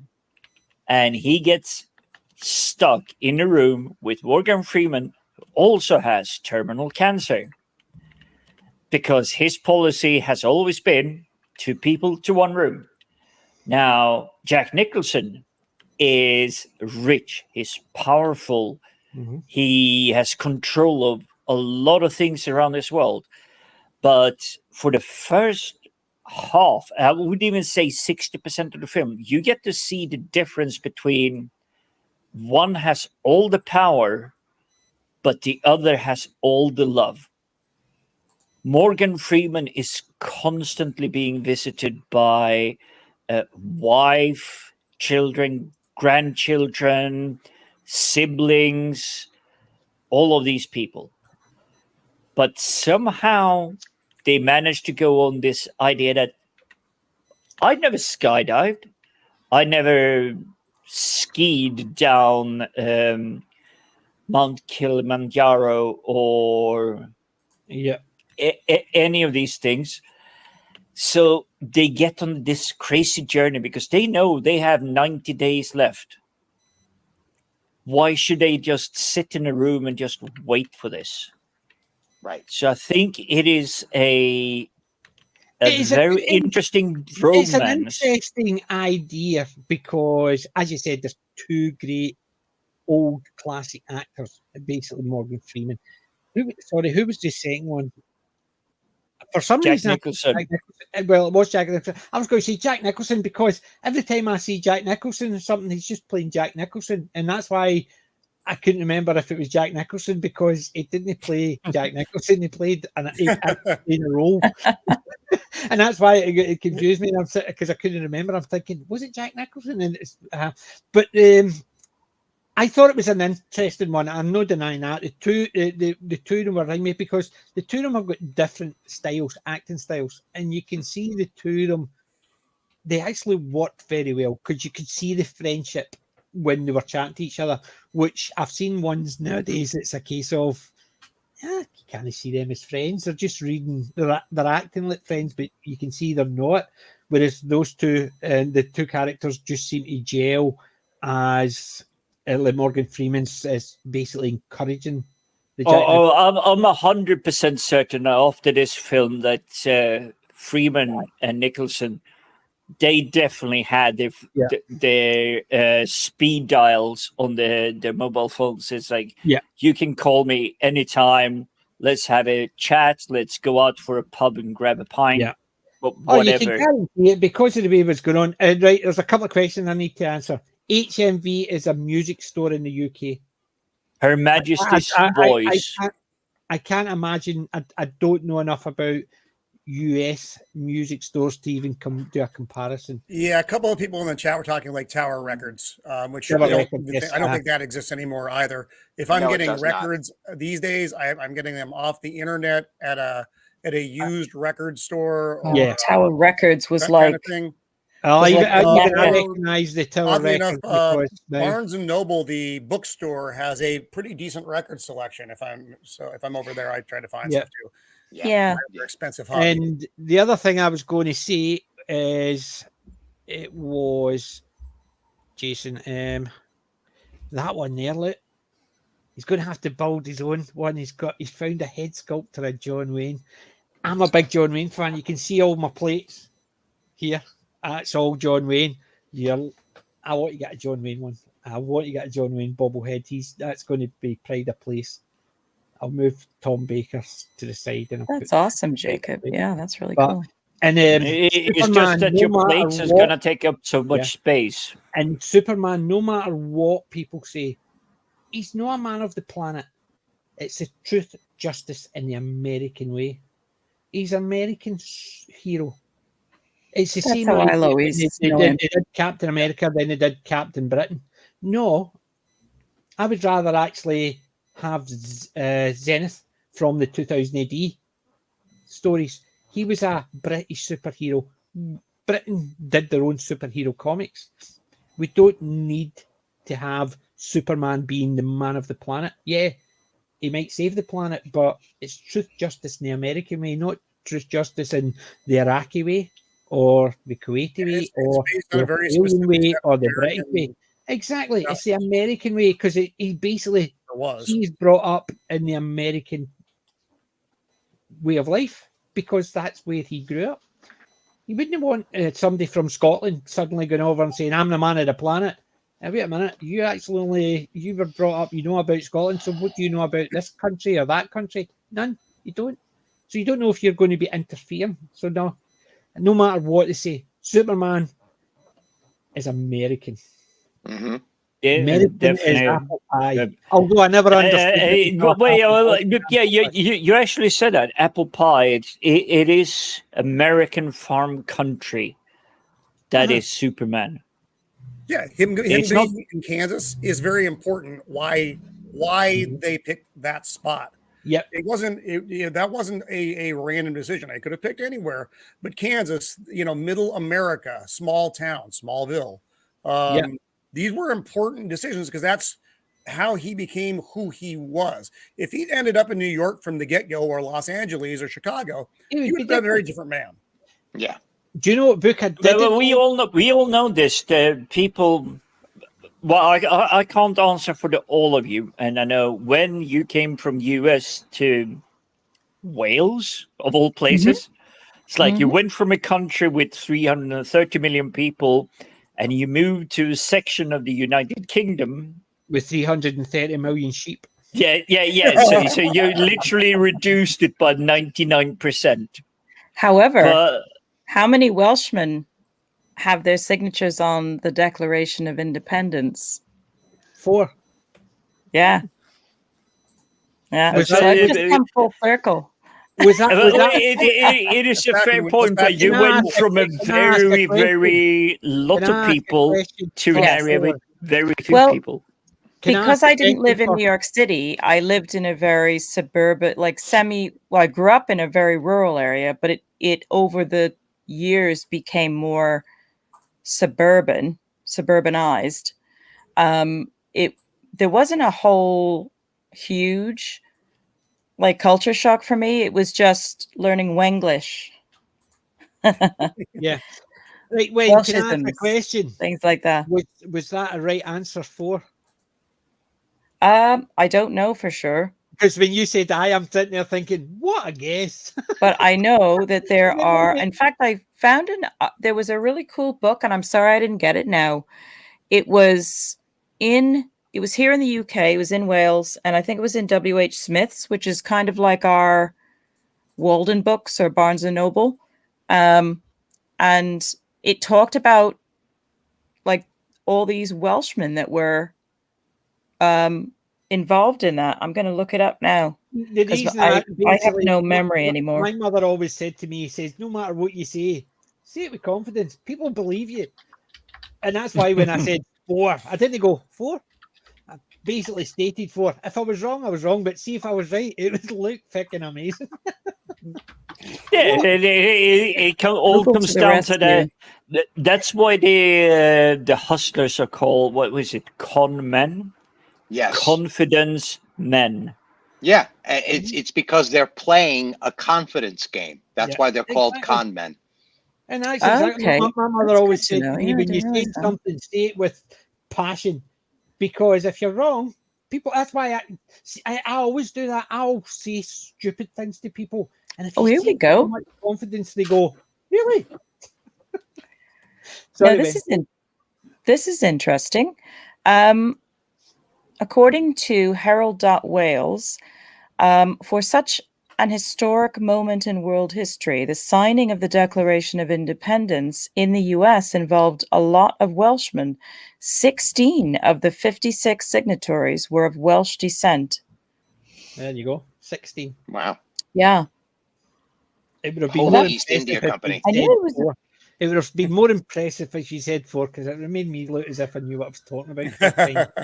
Now I'm going by this particular source. I can't speak to its absolute accuracy, but it's saying the Welsh were among the very first settlers to go to America, so it's fitting that we played such a big role in this historic moment. Mm-hmm. That's trippy. That's really cool. And I had heard there was a huge Welsh contingent, I guess, in New York City as well. There was, a lot of Welsh influence on various things. And it's funny because, like, before I came to Wales, I remember I was like telling people, where I was going, and everybody was going, where? Where? In all fairness, you can do that. You can do that anywhere in Britain, and a lot of people go, "Where?" Yeah, we didn't learn a lot about Wales. I happened to work with one of the jobs that I had was like we call them estate agents over here, but it would be like realtors in the States. And one of them, his girlfriend was Welsh, and she used to come and hang out in the office, waiting for him to finish, and I used to talk to her. So I had a bit more of an understanding, not a huge amount, but my dad was also, he was the son of English parents who had emigrated in 1910 and 1911 to New Bedford, Massachusetts. He was born in the US, but his parents had come from the north of England. So, and he was like always very attached to his cultural connections. So I don't know. When I came over here, I was just like, okay. Well, the good thing is, if you're settling in a new country, that's the good thing. Yeah. You could just go, where do I want to settle? And because I think if I had to settle in America, I would want to settle in. I wouldn't want to do a big city. I think it would be a smaller I used to love to go to New York City, but to visit.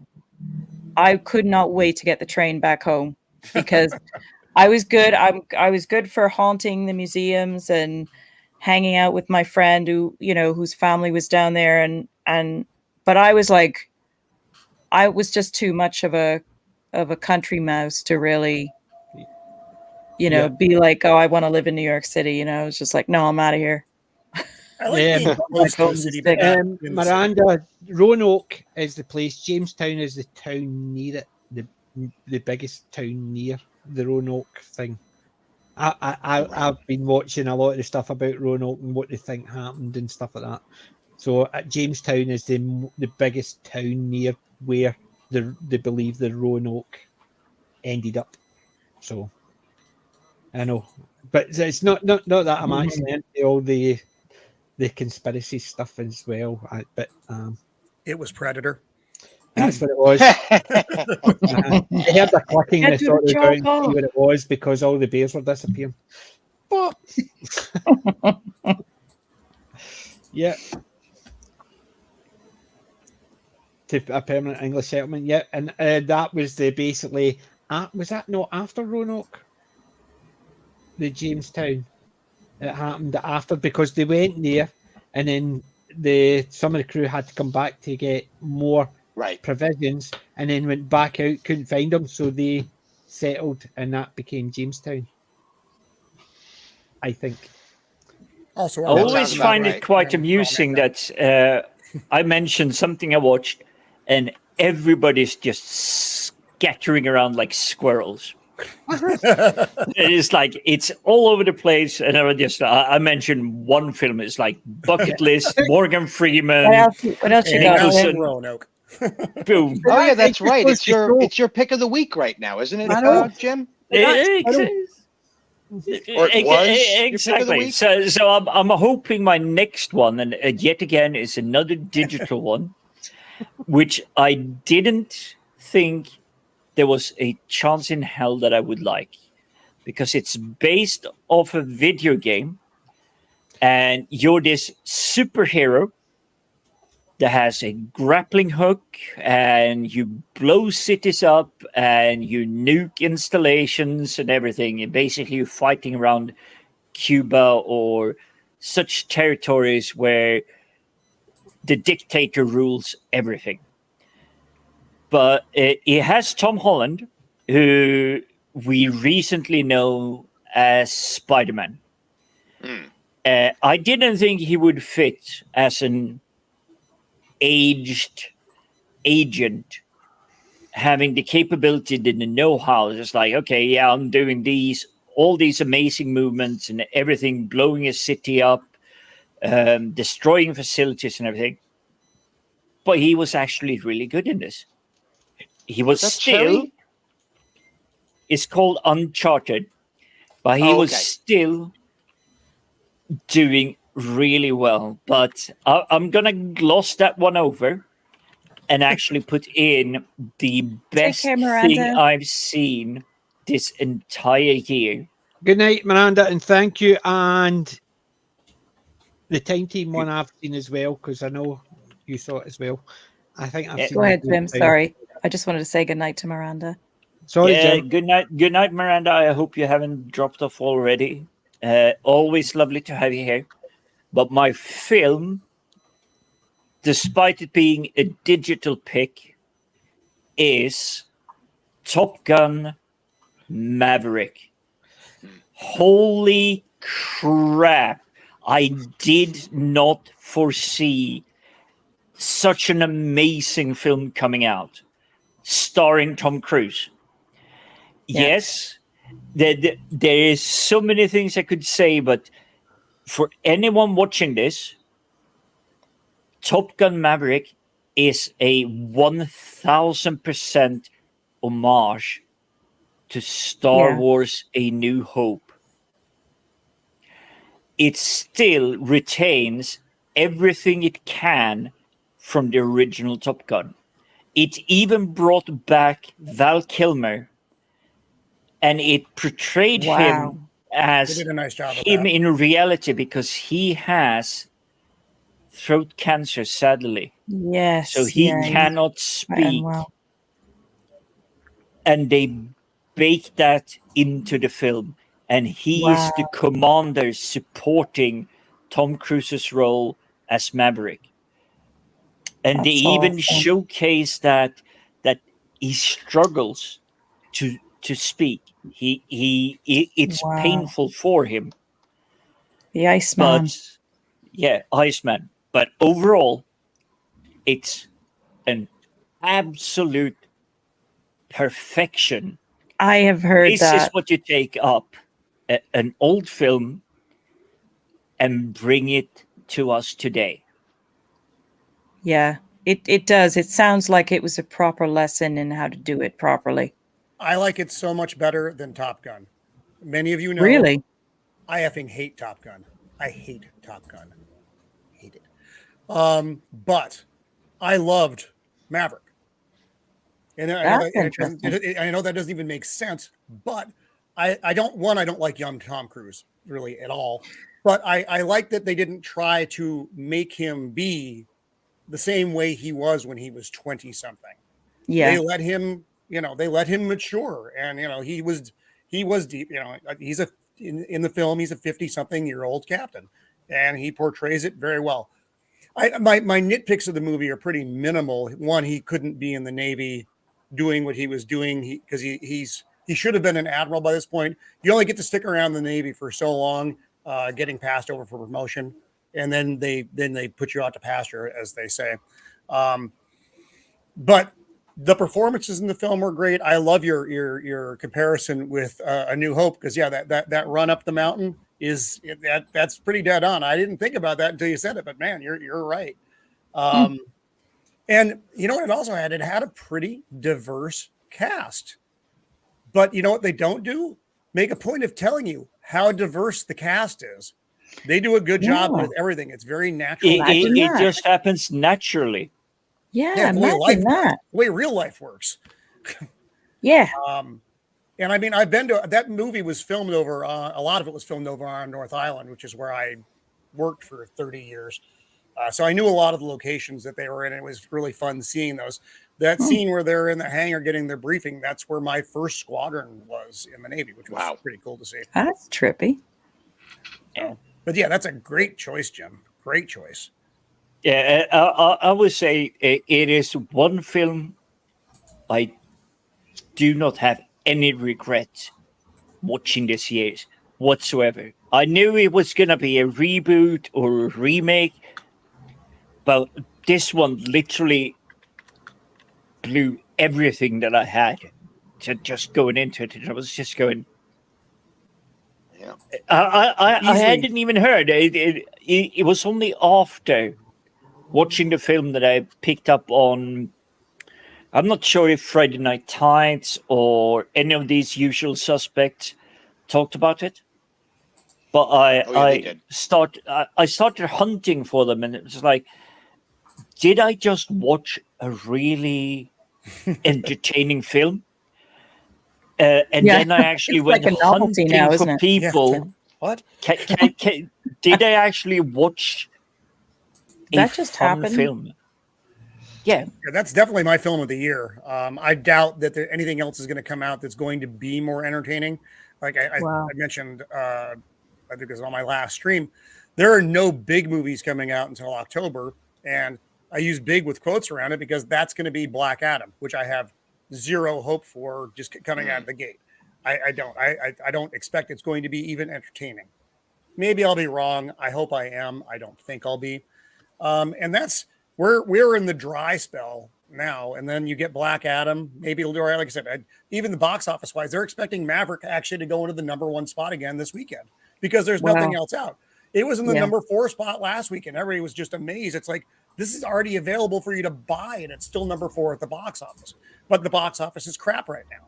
So, and it's going to be crap. Like I said, Black Adam will be the #1 movie when it comes out, I expect, but I don't expect it to do much. I'm not even sure what that is. Like I said, no one. It's a DC this is where I think you're correct, Adam.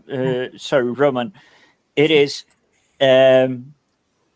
for me, Maverick brought second breath, second wing, second whatever it is. It's like suddenly you got rejuvenatized. You got that fresh energy, and it's like, yes, they can if they put the right people to it. Mm-hmm. And this is what Maverick really did, and it's like, holy crap! I've been suffocating for the past 5 to 7 years on them rebooting, restarting, whatever it is. And suddenly this one comes out and it's like, wow, I got a full lung of fresh air. Yes, is it perfect? By no means whatsoever. There's so many things. And someone like me that is... I've flown a few airplanes in my life, nothing like a jet or something like military level, but I played video games that are supposed to be as close to real life simulators and everything. So I understand you turn too hard on your rudder and stick and everything. You're in a jet wash or there's turbulence and you can't do anything. I even saw that from the original Top Gun film. But this one puts it into more reality. You get more time in the cockpit with the people flying the planes. It's like, yes, you're flying a plane. If we take the Falkland Island raid, which was a 17-hour there and 17-hour back, the pilots were literally sitting there on their own for 34 hours plus to do the strike back in 1980s when Margaret Thatcher ordered the strike and said, no, back off, this is our property. And you get to see the inside of the cockpit a lot more. We're flying it. It's going to be a couple of hours. Obviously, they shrink it for a suitable movie time, but they still tell you about these troubles. It's like, hey, I have to get to the loo. Sorry, you're stuck in a one-man seater aircraft plane on a 20-hour mission. I loved all the planning stuff. I thought they did a really nice job at that, going through the aspects of the mission, going through the sims of the mission, and not just thrusting them into the actual event without doing any of the build-up stuff. It would have just, that was a lot of my problem with the original Top Gun. It was just because they had all the filler crap in the original Top Gun. I hated the romance story so much, and this one gave you. Oh, she was pretty enough to carry it on her own. I hated it. The romance in this one was much better because it was minimized. But I just think this one was superior in really every way to the original movie. You needed the original movie so that you could have this movie. But that's really the only use I have for the original movie. Yeah, but it still has the same. And this is what surprised me so much. It remained with the original aesthetic. The motorcycle driving by the airfield, the way the aircraft moved. It actually looked like they recorded actual aircrafts moving this way rather than just CGIing everything. Right. And there was very, very, very minimal CGI in this. They did, all the practical aircraft effects were fantastic. And all their ability to film in the cockpit, the way they did was so good. Yeah. It just sounds amazing. We'll catch up with it eventually. I watched the film 3 times, and I bought it less than 5 days ago. Nice.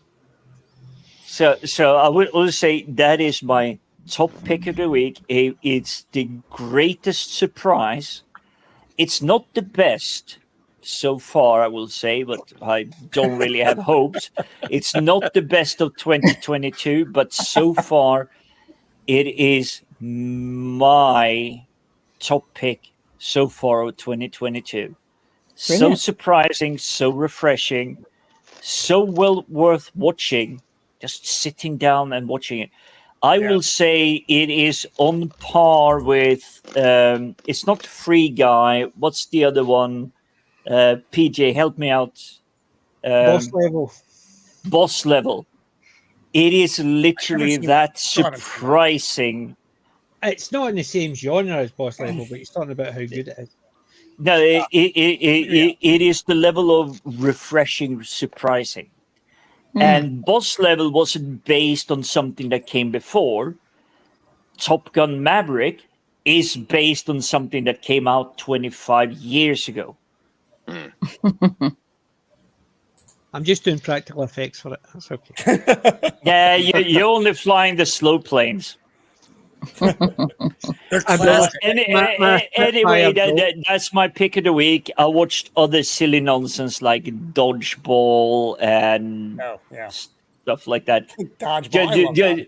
I still think it's a fun movie. Rip Torn is one of my greatest comedian ever. But that is me. Top Gun Maverick. If you haven't watched it, and if you're on it's like you're on the verge. I may buy it. I may rent it on Amazon or whatever. Buy it. Just buy it. I'm at that point. I might miss it. That's because I would suggest go for it. I didn't like I surprised Roman with. You will be surprised that it has and it's ever so subtly, but it is an homage to Star Wars. But PJ, you say it's Star Wars, but Star Wars: A New Hope, just to narrow it down, it has the strike on the Death Star. It is a subtle undertone that you will recognize it as soon as you see it. Yeah, but the problem is it's got Tom Cruise in it, so there's two things that would put me off it. I didn't like Top Gun, and I don't like Tom Cruise. So Tom Cruise has done some very good sci-fi work. I didn't used to like Tom Cruise. Like I said, I don't like young Tom Cruise at all. I like older Tom Cruise a lot more. I love Minority Report. The Edge of Tomorrow. Yep. Thank you for bringing me back. Oblivion.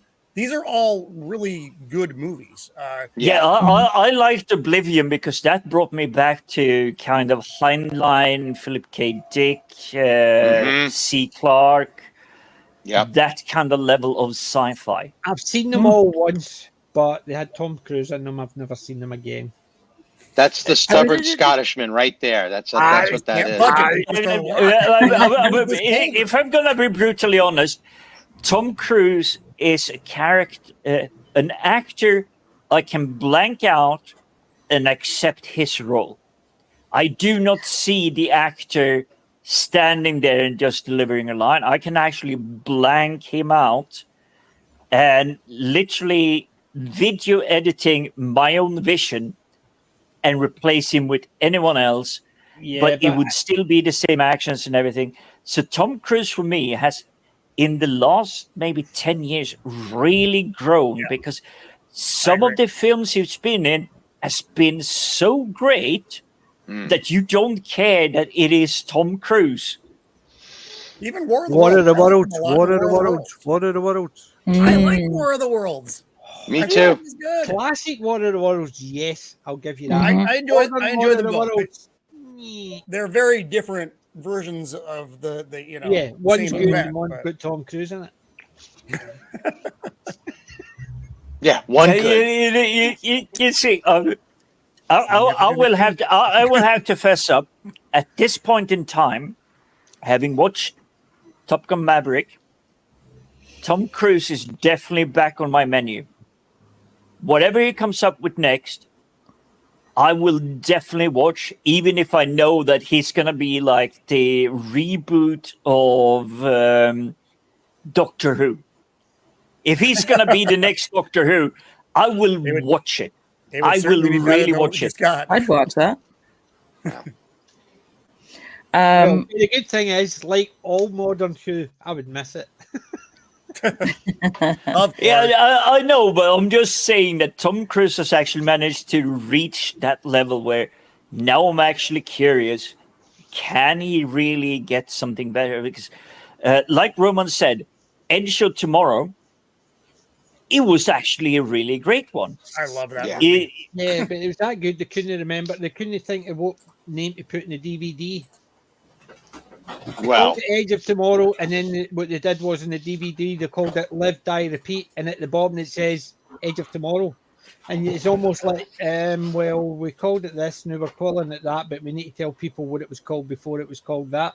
I heard the Live Yeah, Die Repeat title. I don't care. His star somehow is rising again, and I don't know how, because most when we grew up, the only exceptions was Stallone and Schwarzenegger, and maybe a handful few other action heroes. But Tom Cruise went down a hill, and he's now coming back up one. Yeah. right. My think, favorite. I was never I'm like. sorry, go ahead. Sorry, Roman. What were we gonna say? No, go ahead. I was just gonna say I was never like, I wouldn't watch a movie just because Tom Cruise was in it. I didn't, I was kind of meh. I was like, if it's a good movie, I'm gonna watch it. But he is my favorite Tom Cruise film. Is quite an unconventional one, but it is one of the most brilliant films, in my opinion, I've ever seen, and that's Jerry Maguire. But that's down to Cuba Gooding Jr. Show me the money. Oh my God, he was so good in that. And also, I think it's like with Tom Cruise. I think he is actually, an amazing actor, and it's clear that he has the old-fashioned Hollywood star power. He is one of those actors that is just. It's like he was born with it. He's just. He just has that. Presence. Image. Like when he steps on the screen, and even if you don't.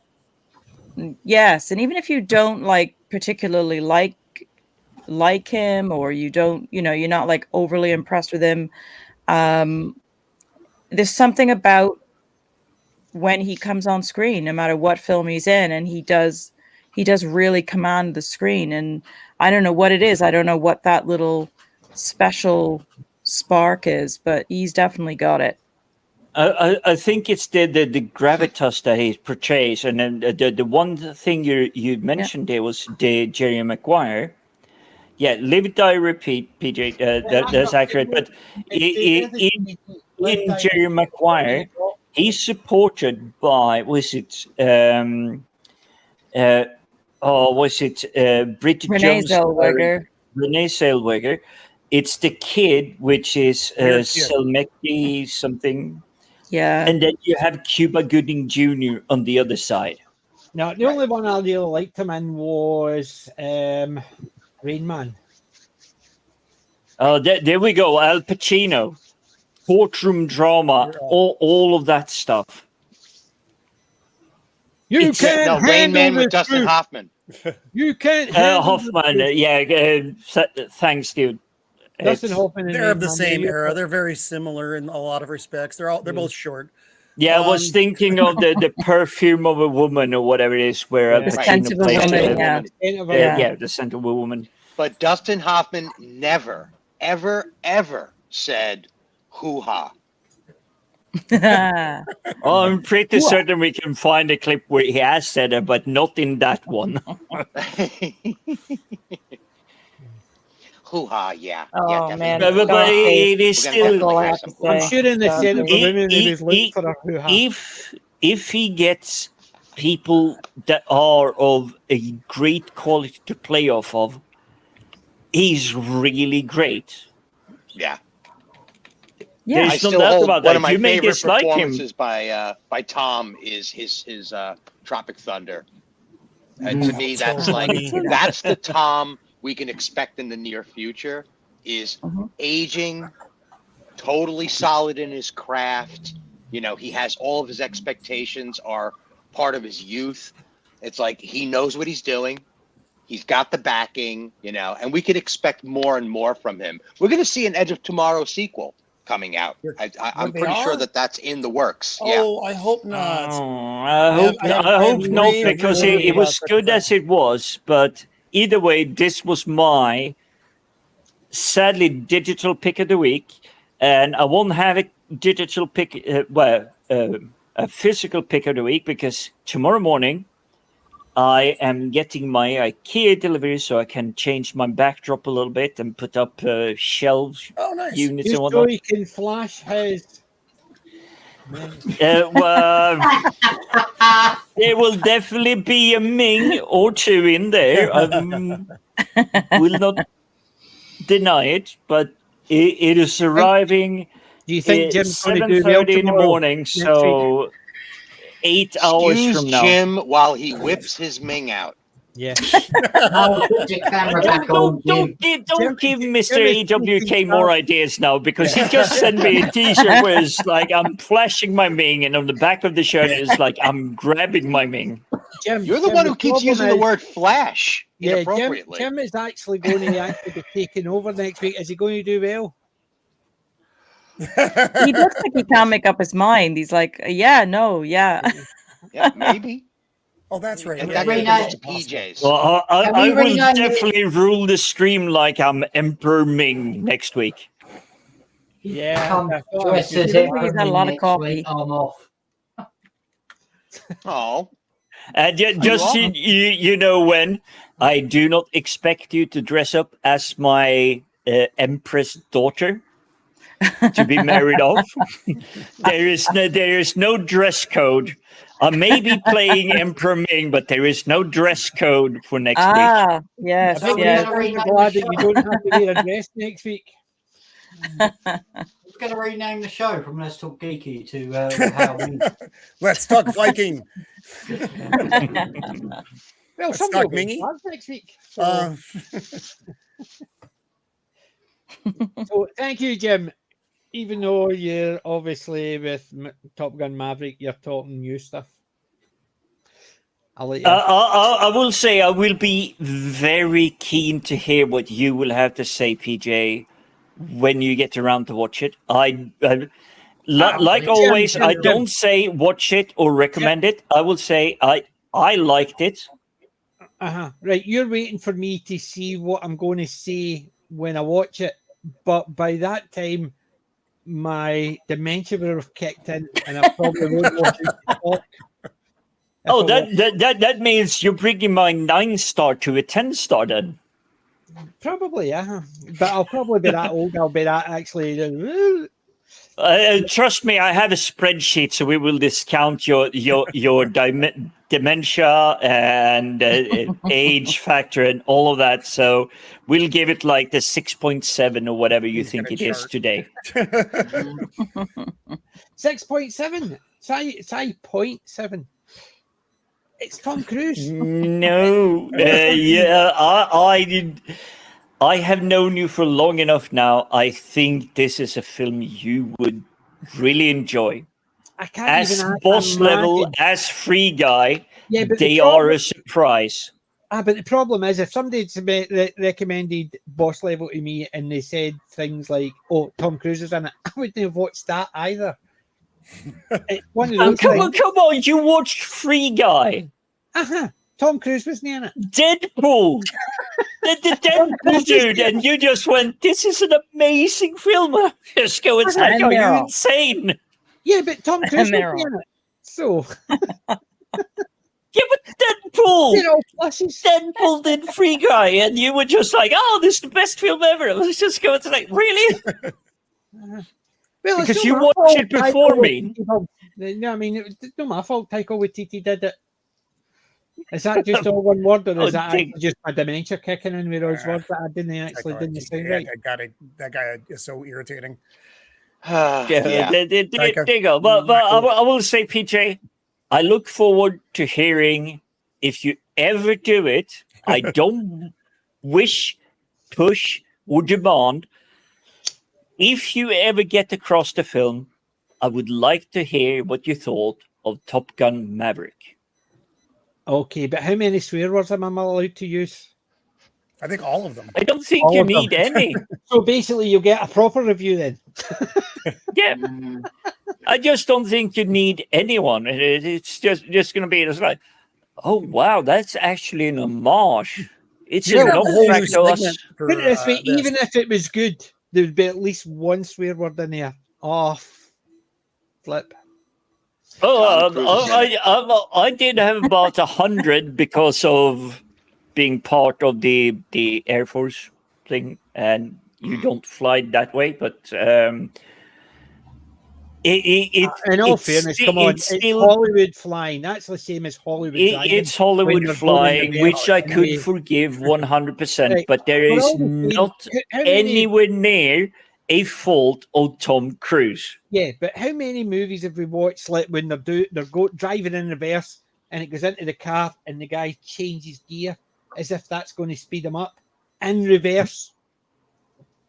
That's just the difference between America and how the rest of the planet drives the cars. That's Hollywood driving, the same as Hollywood flying, the same as Hollywood anything else. They've no concept of reality. As long as it looks good, it doesn't matter if it makes sense. So your Maverick one about the flying is just Hollywood flying, not Hollywood accuracy. All right, as sexy as it is to see you boys kiss on screen like this, Roman's got to go soon. Does he have a pick of the week for us before he splits? Sorry. Yes. I will give a quick jab in there before, and then it's all you, Roman. I know it's getting time for you, but bounce on Roman, don't worry. But when it comes to the whole driving accuracy and everything, from when I was growing up with the A-Team, MacGyver, Airwolf, that whole crew, and then knowing that it's like, oh, you're trying to drive your van through like a chicken fence, and your entire frame and everything gets skewed, and you can't drive for like 5 feet beyond that. That is where my balance between disbelief and physical things is like, okay, yes, you can burst in, but Hollywood have always done that. Anyway, before Roman has to go, Roman, over to you. All right. So first, I think we need to introduce the segment called Popular Movies PJ maybe does not like, and why. We've not got enough time in the day. All modern We've not got enough time in the day for that one. Yeah, exactly. So my son just got back from the store and he picked this up for me, and I think he was doing it to mock me because he knows how much I mean, I'm trying not to swear. God. He knows how much I hate Obi-Wan. Like, thanks, you little ass. So, but it still looks actually kind of cool. My actual item is also from the McFarlane multiverse. This is Parallax. This is Hal Jordan possessed by the Parallax entity. Wow. This was in the 0 Hour series from DC, many years ago, back when they were able to write great story arcs. He starts changing time. This is because he's so powerful in this version of the Green Lantern Parallax being that he can actually alter time. And it was just such a great story. I'm going to do a little bit of touch work on the figure because this version of Hal Jordan, if you can see, does have white around the temple, and the figure, and this is like a PJ nitpick, does not. It's just solid. Yeah, it's the type of thing I would do, just a wee bit. But I'm really happy with the figure. I did not get that for £25. I had to get that on eBay, which means I paid double what the figure was actually originally priced at. But sometimes you got to bite the bullet and buy the figure. I had one more I wanted to show you real fast before I go. This is just the one that is kind of a partner of your figure, PJ. This is from that same that's the mic. This is from that same series. This is John Constantine. But it's also from that Page Punchers series that your Superman is from. Exactly the same series. That's cool. So it comes with the same comic book. It's just it's a cool figure. But Yeah. that's the McFarlane stuff is absolutely amazing because I mean I love my figures. As you've seen, I've got my Godzilla, I've got my Ash, I've got my Wolfman, I've got Kong. They're just basically. I love that Godzilla figure. I'm so jealous of that. Yeah, I want one of those. Just basically how they're worked. They basically know like your typical plastic figures. They've Mm-hmm. got detail in them, and the detail just makes it bing. They've come such a long way from when we were younger, and they made the Mego figures were still fun, and I can't discount that. But the action figures themselves back when we were kids were not particularly good. But they weren't. No. But they were made for kids. Also, that's the difference. Yeah. These things are not really made for kids. It's the same as. Well, I say my son Jake of the Empire has an entire. I used to buy these for him when he was a kid, and he played with them, and they looked like that he played with them, and that was fine. I wanted him to have fun. Yeah, it's the same idea. When we were growing up, it was the same idea. They got Star Wars figures before Star Wars figures. Obviously, when I was growing up, it was well before Star Wars figures, but it was just we played with the soldiers. So you had the soldiers, the little green soldiers, the wee green soldiers, army men. Yep. And we had some smaller ones as well. The very small ones, just as detailed. We would have hundreds of them all set up, and the battles. The battles were great. However, but we had the Action Men, 12-inch with a beard. G.I. Joe, the cousin of G.I. Joe, the British cousin of G.I. Joe. We had the Action Men. Yeah, it was called Action Men, and it was the eagle-eyed Action Man where you could actually I had that one. Yeah, with a beard and eagle eye. I had the one. My brother had the one. It was he had black hair, and I had the one with a beard, but I had the one with a blonde beard and blonde hair. Yeah, which was accordingly rare even at the time. I don't know how I managed to get it, but I used to love the Action Men, and now I was looking at Action Men. Now you can buy them. The difference is the hands, and I don't like the new hands. The hands are basically like that, so you can clip something in. I like the one with the rubber fingers, where you could open the fingers. The Kung Fu grip. The Kung Fu grip, yeah. That's the one where they had that. Right. And yes, fair enough. You would do that, and the finger would eventually off because it'd been opened and closed. But yes, I remember all that. And when I was looking at new Action Men, I was thinking they look really good. And then I saw the hands and the plastic, and it just didn't look right. So I ended up not getting it. But Miranda, when she was on, she was actually talking about it on Twitter a couple of months ago, and she showed a picture of the Action Man dog. I used to have 2 of those. Wow! Wow! After my dog, Buster and Butch. That was the 2 dogs. Everyone had names. I even learned to knit, just so I could knit my jumpers for my Action Men. I was because you need it. I learned it because it was expensive to buy a new outfit. Yeah. But those are cool. Definitely, Roman. Thank you very much. They're cool. So, all right, guys, I am gonna roll now. But again, this was thanks for having me on this week. It was a good time. It always is. Jim was awake. That's pretty impressive just on its own.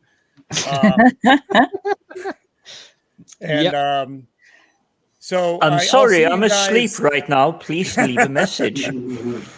I'm supposed to be on Monday with John at 12. No, at 5 PST. I keep wanting to say 12 because PJ's got me all effed up with freaking time zones. Time zones, I know. Yeah, time zones are. And I may or may not make that show. I gotta see what's gonna happen here. I keep saying that because things just haven't quite happened yet. But the thing is coming. It'll I need to explain, man. But anyway. Thanks for having me. It was good to see you all, and it's always fun. Roman. Yeah, no problem. And remember, Wendy was here to keep the peace this week, which is always good. Yeah. And remember, I'm not here next week. Jim will be taking the stream, but we're here on Wednesday. Got it. Okay, guys. You take care, Roman. Take care, Roman. Have a great one, man. Yeah. Planet of the Apes Migos. I've seen them. Yeah. I would have loved to have had those. I had the whole collection, them and Star Trek as well. Did you have the playset, the repurposed? Oh my God. Say again? did anybody have the playset for the Planet of the Apes Meagles that they repurposed? No. No. They repurposed it for the playset for the Ewoks. Did they really? No way. Yeah, it was. I can't remember whose channel it was. They were talking about classic. It's a classic toys channel, and they were talking about it. And he had the playset, and then Was it Mark D with a C? I know he's no. It's one. It was about a year ago. I saw it, and and he says, and here is the newer. It's the newer one. So it wasn't new, but it was a newer one. And it was the Ewoks. And apart from the colour change, it was exactly the same. So it was basically, because it was a treehouse for the Planet of the Apes, it was a treehouse. And it basically was the exact same. Even had to be I could see him doing it, I suppose, to save money on the molds and the, whatever. Does anybody remember the Micronauts? I don't know if they were like a thing here. I had I could basically like punch myself because I had like so many cool Micronauts and like the vehicles and the different types of characters and get them all in the box without having to have a big enormous box. And they're basically gone. Yeah, and it's heartbreaking. I'm trying to remember what was they called, Micronauts over here. Yeah. Because they were metal ones. The metal ones are more like the original ones, I think, were in, was it China or Japan? I think it was Japan. The metal ones. Mm-hmm. And then they had the plastic ones here in the States. Yeah, they had the plastic ones here. It was the plastic ones I remember. I think. And I think I had a metal one. I'm almost positive I had a metal one. And then I also had like the one that came in the sarcophagus. I forget what he was called. Oh my God, those things were the coolest. They were the coolest, and they were like really jointed, and you could like put them in all different poses and stuff. We used to play with those for hours outside. My friend and her brothers, we used to just like go mad with those all day. Yeah. They were the coolest toy. It's amazing all the toys that we've grown up with and we no longer have. And not only that, you no longer see.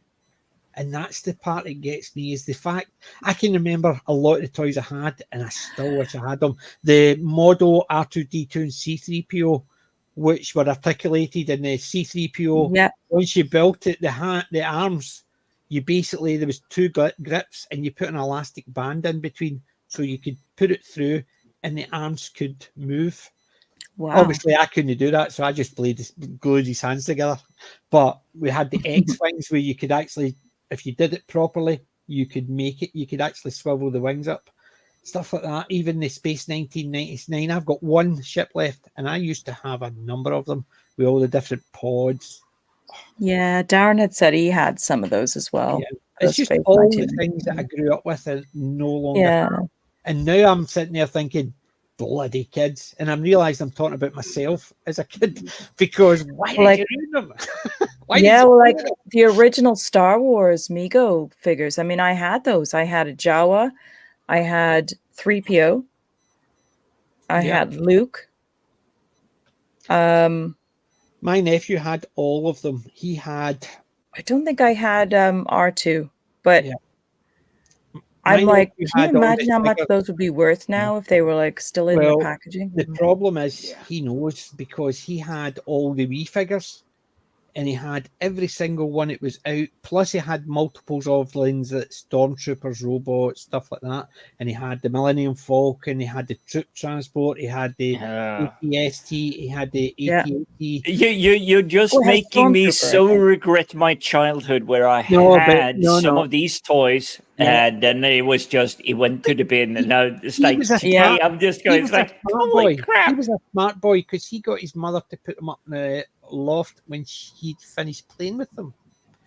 And then about 2, 3, it must have been about 3-4 years ago, when he wanted his sons, when they started releasing Star Wars, he went out to my sister's to get them for his 3 sons.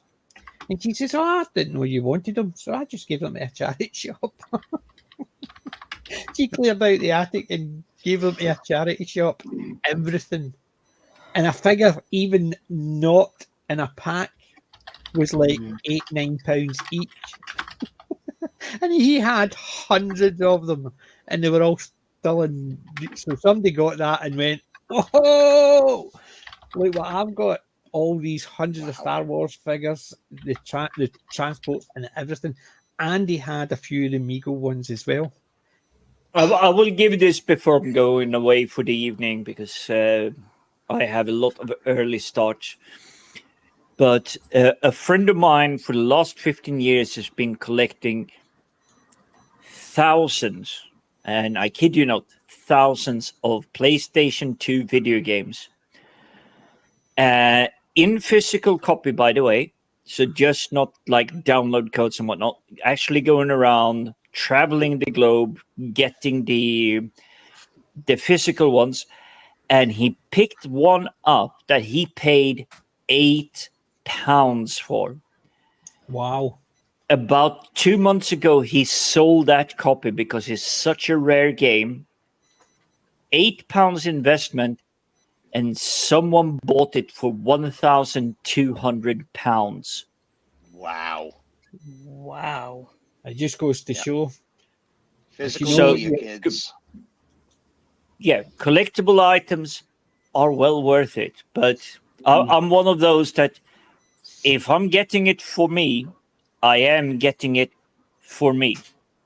Mm-hmm. Some stuff I might drop, but the Ming and the Flash, they're definitely mine, especially thanks to you and the audience listening in, because it's Jim the Viking flashing his Ming. It is kind of my thing now. I can't get rid of it because it has no meaning to anyone else. In all fairness, that is why I originally got these two, was because you had got the Ming and Flash from Big Chief. And I just love that you actually have the sword on your Gordon there. it is just so perfect. But yeah, but the thing is, I wouldn't have even considered getting these until we were on the stream, and then when I saw them, I thought I have to have them. I will say this: as soon as I starting to notice some degradation on the T-shirt that AWK sent me, it is going into a secure vacuum packing. Just because That's a collector's item now. It is a collector's item. It has a unique message. It has something that is only Let's Talk Geeky. Yeah. It would never have happened if it wasn't through Let's Talk Geeky. Yeah. See, so here's my Thunderbirds coin as well. I've got the coin I got from Alex. I've got 2 packages sitting there getting ready to post to Alex. It's because of Let's Talk Geeky. I know, and I've got my Predator, my wonderful Predator comic from Alex as well. Thank you. Yeah. I mean, and that's a good thing about. Unfortunately, Stephen, you're that far away because there's too much. But what's that? The thing is, it shows basically. Yes, thank you, YouTube. It allowed what we would normally do is we would go to the pub with our friends' house and just sit and gab about it. But there was 2 years where we were only allowed to do that, and this is what came up of it. Yeah. Absolutely. I would say if all the stuff, crazy stuff, hadn't happened, I wouldn't know about when Darren, Stephen, Roman. Yeah, he might have been made popular because he's an American. All of them seem to become superstars anyway. But AWK, UPJ, this is something rather unique, and I treasure it. Look at the people we've met in the chat as well. We follow on Twitter and stuff like that, and we chat to. And the amount of things we have in common, and some things, yes, one or two of us actually hate and has an opinion on, which I understand. But it just goes. I mean, we have our harshest critics in. Oh crap! The name is just escaping me. Just as I want to say it, but we have Julie. We have all these snarky, and I cannot fathom that they are actually American, because they're just like British snarky for some reason. and they're so equally so on the Discord. They're just so snarky. They have to be British. Yeah. Or Stephen, I don't know if you know the difference between the British snarky and a US snarky. US snarky will bring you down. A UK snarky will slap you on your way down. Wow. Then Okay. they'll realise what they've done. They'll pick you up and then do it again. I would say it's more like, dark humor. Yeah. You know, it's very dry, very dark humor, and we're into that. That's just where we live, and again, that's why I love the British humor, the Britishness, and yet each individual country within the UK has its own unique humor as well. So there's an overarching, but there's also that incredibly unique dark, black humor. And I grew up with it. My dad had it, and that's where I picked it up from. So it's the same about that comedian I was telling you about, how he traveled the world, and he always used to tell people that no matter where he went, 2 positives never made a negative. He said until he came to Britain. And then he was on stage and he says 2 positives never make a negative. And somebody shouted, "Aye, right." And it got his argument down, because there's 2 positive made a negative. And it just goes to show it's that type of humour. It's basically, "Aye, right, you tell us something's not going to work." I will give a shout out to Kellage in the chat, because she said she speaks fluent sarcasm. I will have to challenge that. Just you wait until you set foot on British soil, because you will be greeted by sarcasm by the people at the airport.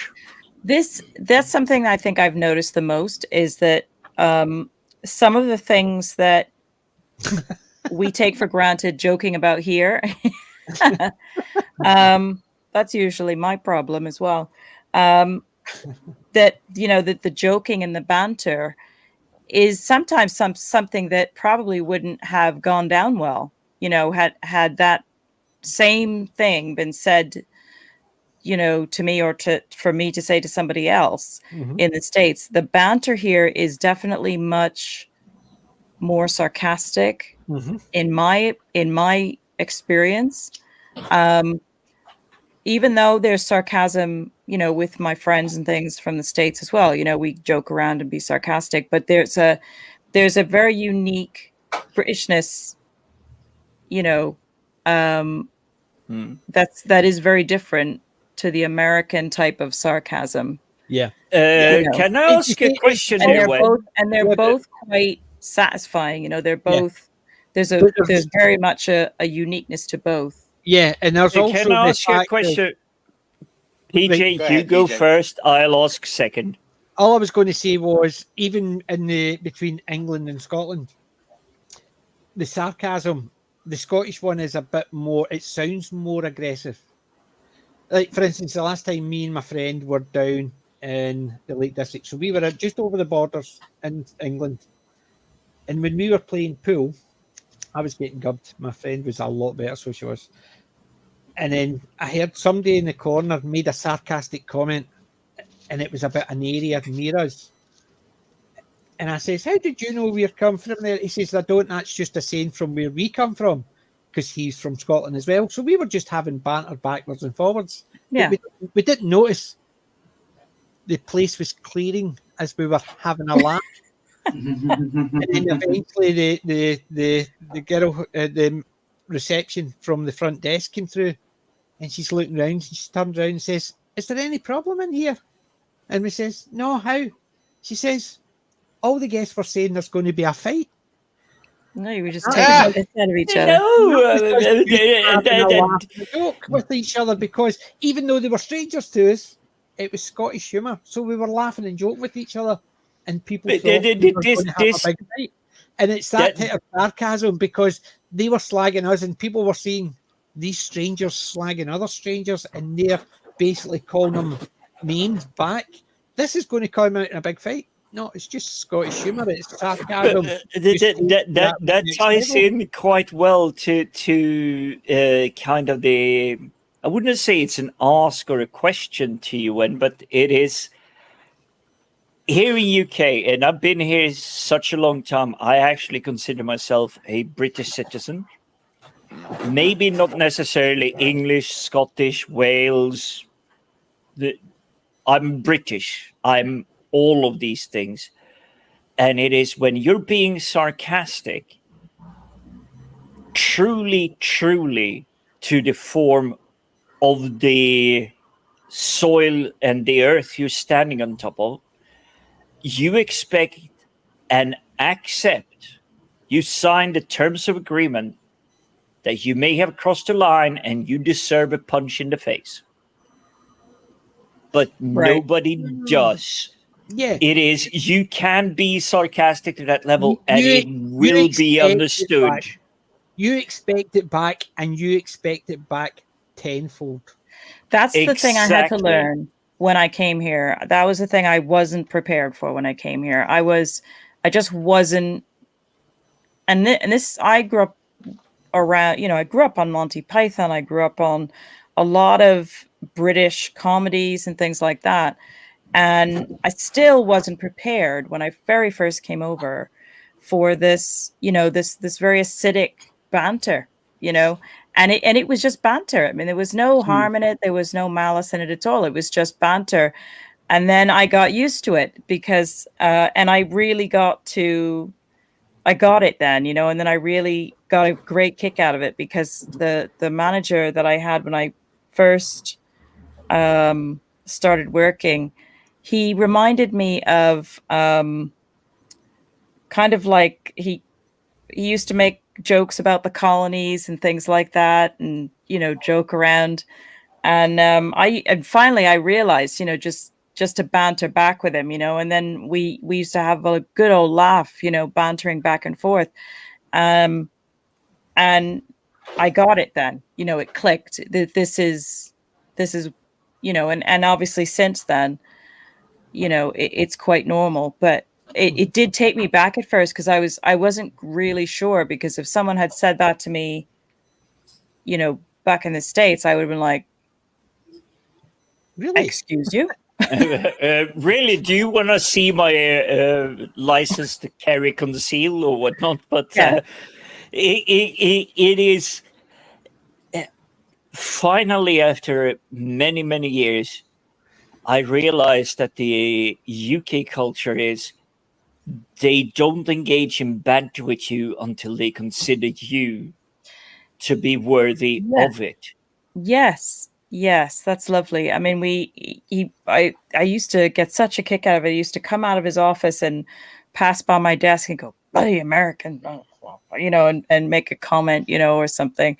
And then there was a counselor that I used to, when I very first started at the council, he was one of the more older counselors. I couldn't believe it. This one day he passed me in the hallway, or we were somewhere, and he obviously heard me speaking, and the usual questions, start coming. And he suddenly stopped, and he just went, "Well, how's life in the colonies then?" And I just cracked up, because he was just like, he was just taking the piss. He was like, you're still the colonies. You're still the colonies to us. It was funny, but it in the beginning, it takes you back. You're just like, am I supposed to laugh at that? I don't know. But you do. It clicks, and then you get it. It's like the word with limeys that what they used to call us. Yeah. Yeah. Mm-hmm. But the thing is, when we were called limeys, believe it or not, I think it was initially as a derogatory term. Yeah. Whereas basically somebody would say, "Where are you from?" "Oh, I'm a limey." Basically, we accept it. Even that statement is cheeky back. Yeah, it's like I'm a limey. It's the same as jock. People say, "I the jock." Look at him. Look at the jock. And then the people say, "What accent?" I say, "Oh, I'm a jock." People don't take offence to it. They just say it's the same as like the people all say things like, "Oh, do you know wear a kilt?" No, that's what you see in a shortbread tin. We don't all wear kilts, but there is enough people who wear kilts, and I own a kilt. Yes, fair enough. However, the thing is, when people say that, people automatically just go, "Aye or no." It's as simple as no. Or what's a Scotsman wear under a kilt? All that. Everybody will say it. If somebody tells you, then it's either telling you because it's a serious question, or they'll not tell you based on the fact I will give the Scotsman's the most cheekiest version ever, and I might mispronounce the name of the item, but it is technically below the kilt, although it is in the stocking. The sporran, which is like a 9-inch dagger. Oh no, that's the sorry, Jim. The sporran is the purse, as they say. The skiing. Oh, it is the purse, but in the purse you can carry gun ammunition legally to this day. In your leg, it's called the skiing do. The skiing do, but that is still below your kilt. That's basically in your sock, yeah. It is in your sock, but it's below your kilt. Yep, it's a skiing do. It's a dagger. It's just it is a 9-inch dagger. Most of them nowadays are plastic because they're only for show. Because it's obviously illegal to carry a large blade. It's obviously, but there's still traditionalists who will carry proper skiing doos. But the same again, they're blunted and it's for tradition. I will say this as a man having attended the wedding when the weather was really warm and being suggested, yes, you can join us wearing the Scottish outfit and having a kilt, and you just standing there and just swaying your bum just to cool down your wee twosomes, if that gets translated whatsoever. I fucking loved that because it was hot as hell, and I would not have survived that wedding at all wearing a proper tuxedo and tie and top hat and everything required. Yeah. And Kelly, I know what you're talking about. I'm the same. We grew up with American comedy as quite a mainstay because obviously we would have the British stuff, but we would get a lot of American comedy coming in. However, I found American comedy, because obviously where we grew up, the British comedy sang to us. It's basically when we knew what they were talking about. So if they made a joke about Skegness, we would crack up. But if in an American comedy they made a joke about a place, even though in America it might be a very popular thing, we had no idea about it. So we found a lot of it is more basically blander because we didn't have a lot of context to it. But as we got more context, and as we got more context because more stuff was coming across, I think it was the same idea. You're more laughing at the outside humor of it rather than the inside humor, as in they know exactly how to tickle the funny bone, whereas you're just telling us something humorous. And I can get that, but I can't say all American stuff is not peeing your pants funny, because there was a lot of that. So yeah, I think it's both. You know, it goes both ways. I think yeah, it there's does because there's there is a lot of stuff like- out there, but I think it was like Father Ted and Still Game and Faulty Towers and things. I mean, Still Game was one that I had never seen before. And Father Ted I knew about from when I was still in the States, like friends that knew of it and watched it. But Still Game I had never seen before, up until only like a few years ago. And honest to God, if you ever want to understand, you know, the like you were saying, like the Scottish banter and the humor, Still Game. watch Still Game. Yeah, and if you want to get really into it after you've watched Still Game and you want to get into the really early 70s living on the dole or benefits humor, Rab C. Nesbitt. Yeah. And that Yeah, is of its time. Well, That's of its time. But you still had some of the best lines in that. Rab C, you had, it was Still Game. You had David Tennant as a barmaid, Davina. No, it was in Rubsy. And was that Rab C? So that's right, because Jamesy was trying to chat him up. Yeah. So you had David Tennant playing Davina and Rab C. Nesbitt. You had Peter Capaldi doing in a couple of episodes in Rab C as well. He played a minister, a street minister. So he's up in Sauchiehall Street, basically giving out the pamphlets and stuff like that. So you've had a few big actors, and I haven't seen him in one of the Hobbits and stuff like that in it. Cool, but that's not what I've seen. It's the same idea. The humor was just that funny because it was very localized humor. Because Rab C. Nesbitt was filmed in Glasgow, written by people who were born and bred in Glasgow. Like, for instance, there's one with Jamesy Cotter, the womanizer, and his wife Ella, who are the best friends of Mary Doll, who is Rab C. Nesbitt's wife. Right? So Mary Doll and Ella are out one night, and Mary goes, "Oh, Ella, look at him. He's gorgeous, isn't he?" She goes, "Aye, he fair makes my knickers ringing." And we're sitting there like that, and I was about 15, 16. I was like, "I just hear that in telly," and I'm not myself laughing, realizing my mother and father are sitting behind me, and I turn around, my mother and father are pissing themselves laughing as well, because it's humor. It's just one of those things that, yeah, you might think, oh, it's a wee bit dirty, but it's not. It's just how we grew up. We would hear stupid things like that, just saying stuff, but it's that type of humor because it was local humor, and that's the fun part of it. And I think if anybody's watched Still Game and want to go deeper into Scottish humor, Rab C. Nesbitt or Naked Video, which is a sketch show, and it's Glasgow sketch show. I've actually been there to get it, watch it filmed a couple of times in my 20s. Hilariously I've not heard of that one.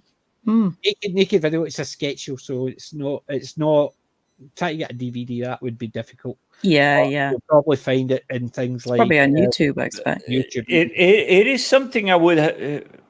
I don't think I'd want to look at the search results for that. It is a couple of things that I hoping for this Christmas, because we have plans of what we want to watch and discuss very close to Christmas coming up. But I would love to share a couple of the humorous things that me as a Scandinavian, what I grew up with, that actually came from British comedy, British humor. So we have The Plank, which is with Eric Sykes, Eric Sykes, yes. Oh God, his name just disappeared. One of the goons. Eric Sykes, Spike Milligan, Tommy Cooper, Harry Seacombe, Eric Sison Cooper. Tommy Cooper's in it as well, but it's mainly the plank. It's Michael. What's his name? It disappeared straight away. Harry Seacombe. He was in the plank as well. And so you've got some of the good humour in it. You've got Tommy Cooper, as you said, Eric Sykes.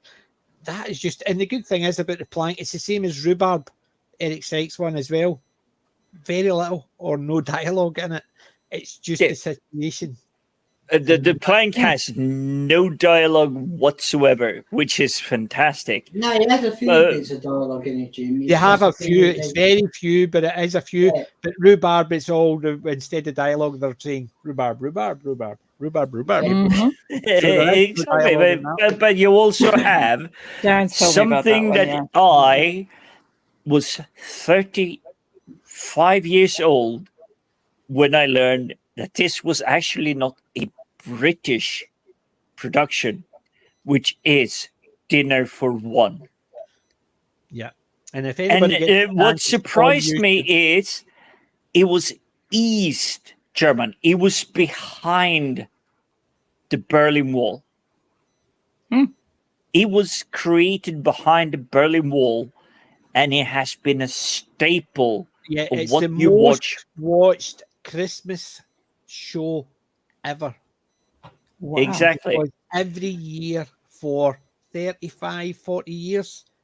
Exactly. And then you have an epic like Ivanhoe that is watched for New Year's Eve.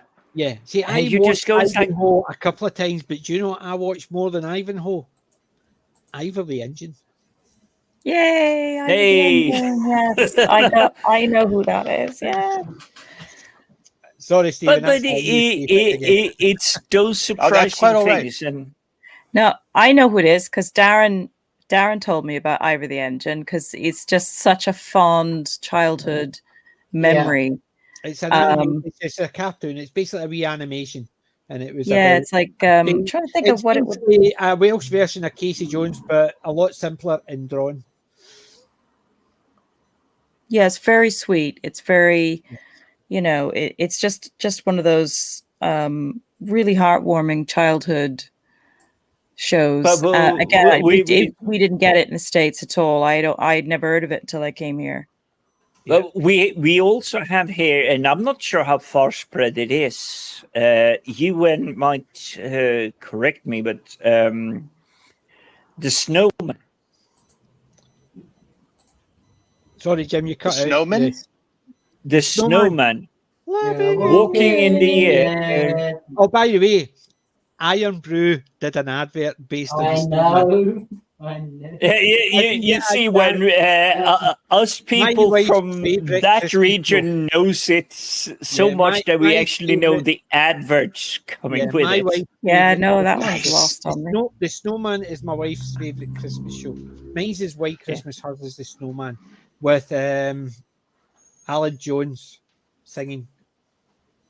The only Snowman one Stephen will know that we grew up with was Frosty the Snowman. That's the only one I know. That's actually what I thought you were talking about. It is close to Frosty the Snowman, but this is the Snowman. It's not Frosty the Snowman. It's the Snowman. And it's the kid that interacts with his... Did you see Friday Night Tights when they were talking about Santa's husband? Yeah, I think so. Part of that, yeah. No, I missed that one. Imagine the snowman drawn in that type of look to it was. God. I can't remember any imagery, but I remember them talking about it. Yes, I saw it, but I'm saying the way it was drawn. That's drawn. That's all I'm getting at. Not it's anything like it, but this is the Snowman. It's in the UK. It's basically. So you've got that. That's and it's basically. That for me is we're walking in the air. Yeah, the thing there's not really any dialogue, but it's. See, Frosty is there. Third row down on the right. Yep. That's Yeah, and Frosty. That's second, what too. we grew up with. That's Frosty from Goosebumps. I know the Days, book yeah. that you guys are that this show is basically based on. The Yeah, Snowman. I'm that familiar the with this imagery is artist. quite familiar. And do you want to know Yeah. something? Do you want to know a trivia? David Bowie Sure. opened the episode by Yes, that's right, because he did a talk over it. yeah. Wow. David Bowie was playing the little boy, but grown up, and he was remembering his time with the Snowman. So Oh, Yeah, the that's imagery interesting. is Almost like sort of Christopher familiar. Robin. So I'm, yeah. Hmm? Speaking It's of actually, believe it or not, the whole thing's on YouTube. Mm. So it's the whole 25 minutes is on YouTube. Anyway, speaking of Christopher Robin, has anyone seen that trailer yet of Winnie the Pooh, Blood and Honey? No, I've heard about it, the horror. Yeah. I've seen like stills of it, but I haven't seen the I've trailer. seen the stills of Winnie, and it just looks. Give the trailer a watch. I love horror movies, like you wouldn't believe. And The fact is, the idea that some. Do you know the thought I've got of this? It's the exact same as a movie, as an audiobook. There's an audiobook I've been reading, and it's been by Matt Dinneman, and it's really good. And then he did one called Kaiju Battle Sergeant, and I started listening to it, and it's the ramblings of a pervert. To me, anybody who can take a child's program and make a horror out of it is the ramblings of a bloody pervert. Because it's a very beloved part of like American childhoods as well. Yeah. I do love horror movies. I'm not a big fan of like taking, an existing fairy tale or story or, folk tale, and turning it into, because I think they did that with Snow White. Didn't they do like Snow White and the Huntsman or something like that? I didn't have any desire really to see that. Yeah. There was a couple of other holiday feature horror films. Yeah. Yeah. And the thing is, if they're putting Winnie the Pooh as a horror, PJ, you're roboting a bit, and I think it's because you opened up a couple of windows and it hasn't since then. Bummer. How does that sound? You're okay from our side of things. Nope, what about you, he's Stephen? How does that sound? roboting to pieces as far as I can hear. That happened to me the other day, Stephen, when I think I was on with. No, it's Mr. not a mic Hyde, issue, it's a video issue. It's a streaming issue, right? Yeah, it's sometimes the StreamYard. I'll bounce for 2 minutes. Hold on. StreamYard is really buggy with that. Yeah.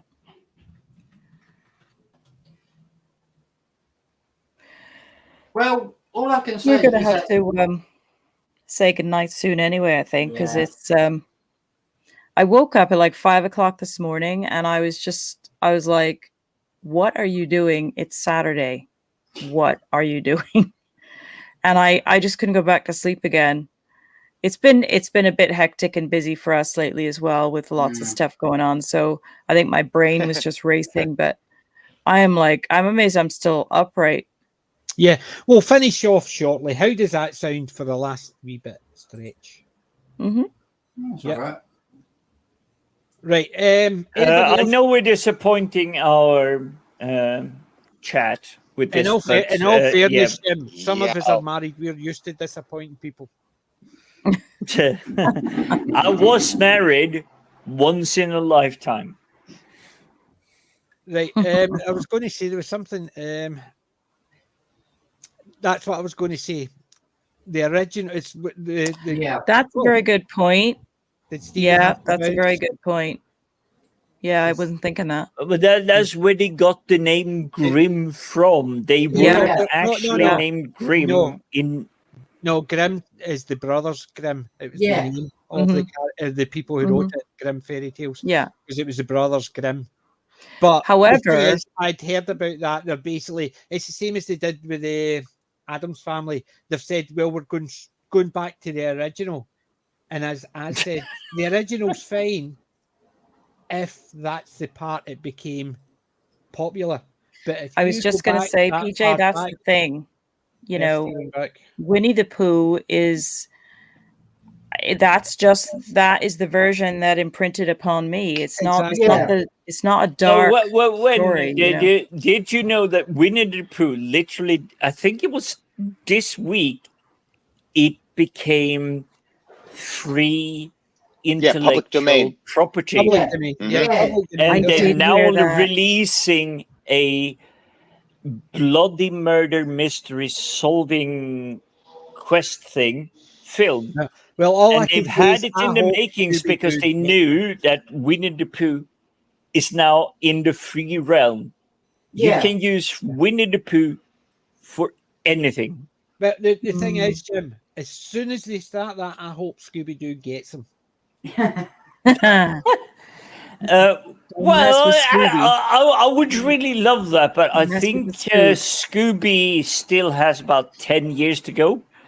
But I would love a murderous, satanic Winnie the Pooh being defeated by the Scooby Gang. I would watch that regardless of what current even under the Scooby-Doo Ospreys, I would say no. Somebody dressing up in a Scooby-Doo a Winnie the Pooh mask is different from Winnie the Pooh horror, no matter under any circumstances. I wouldn't want my childhood stories aimed at children to be turned into a horror. Yep. You can't sell them cigarettes. You can't sell them murderous Winnie the Pooh. Winnie the Pooh, Blood and Honey is not aimed at children. It's aimed at people that grew up with Winnie the Pooh. I'm curious to see what it's going to be like, but I am kind of like, like I said, it's probably, it just depends what they do with it, but it's just not something that would normally, like particularly Winnie the Pooh, because that was like big for me when I was growing up. So I'm like, nah, I'm like, I can't really visualize it. It's almost like I can't make my brain go there. And no matter what they do, nothing is going to wipe the wonderful things about tigers. Tigers are wonderful things. The wonderful thing about tigers. Tigers are wonderful things. The heads are made out of rubber. The tails are made out of springs. Exactly. And that's basically to me. I know what they're saying is they're aiming at adults. Of course, they're aiming at adults because it's a horror. But yes, indeed. It's a child thing. So you imagine, right? You've got the Winnie the Pooh horror sitting on the thing, mate, and the kids come in and go, "Oh, Winnie the Pooh." Right. I think they're going to, if they come in and say Nightmare on Elm Street or Ash v Evil Dead, they're going to go, "I want to see that, but we'll do it." PJ,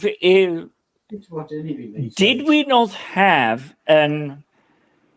I'm struggling to remember them, but did we not have films back in the day, even before we had all these handheld, like you bury your face and you do this and you don't watch whatever is up, but we had it was danger, mayhem, or whatever, and the kids was just sitting like, doing this in front of my face. Did we not have these since at least the 1980s? What, horror films about holiday characters? No, about today's characters.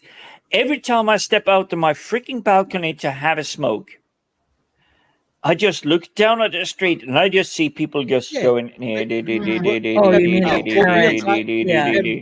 trying to work the correlation between that and Winnie the Pooh horror movie.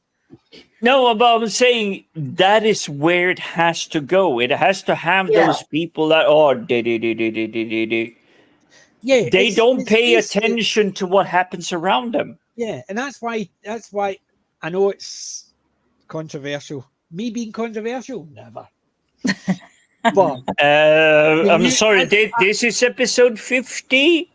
I think it has been 52 episodes since you have been controversial. Yeah, but the thing is, Doctor Who, the new stuff, right? Yes. I class it as all. I started watching it, enjoyed it, but then I realised I never rewatched it. And the problem is, in my head, it was all a case of it was all flash and bang, all flash, no substance. It's basically, it was there. They would do something, something big happened. Do something, something big happened, and it was to get people to look up from their phone. And the story, if you cut the story down, it was like maybe 5-10 minutes. The rest of it was just all watch the telly, watch the telly, watch the telly, and that's the problem, I thought. Whereas you look at the Tom Baker stuff, the story would go over 6 or 8 episodes. Right. And It was made in a completely different era. Yeah, but it's because we're trying to tell us, I grew up with that. So yeah, I can understand that they've had to change how the story's told. Yeah. That's why I can't watch it. And I understand that I'm old, I'm grumpy, I'm opinionated. Me, really.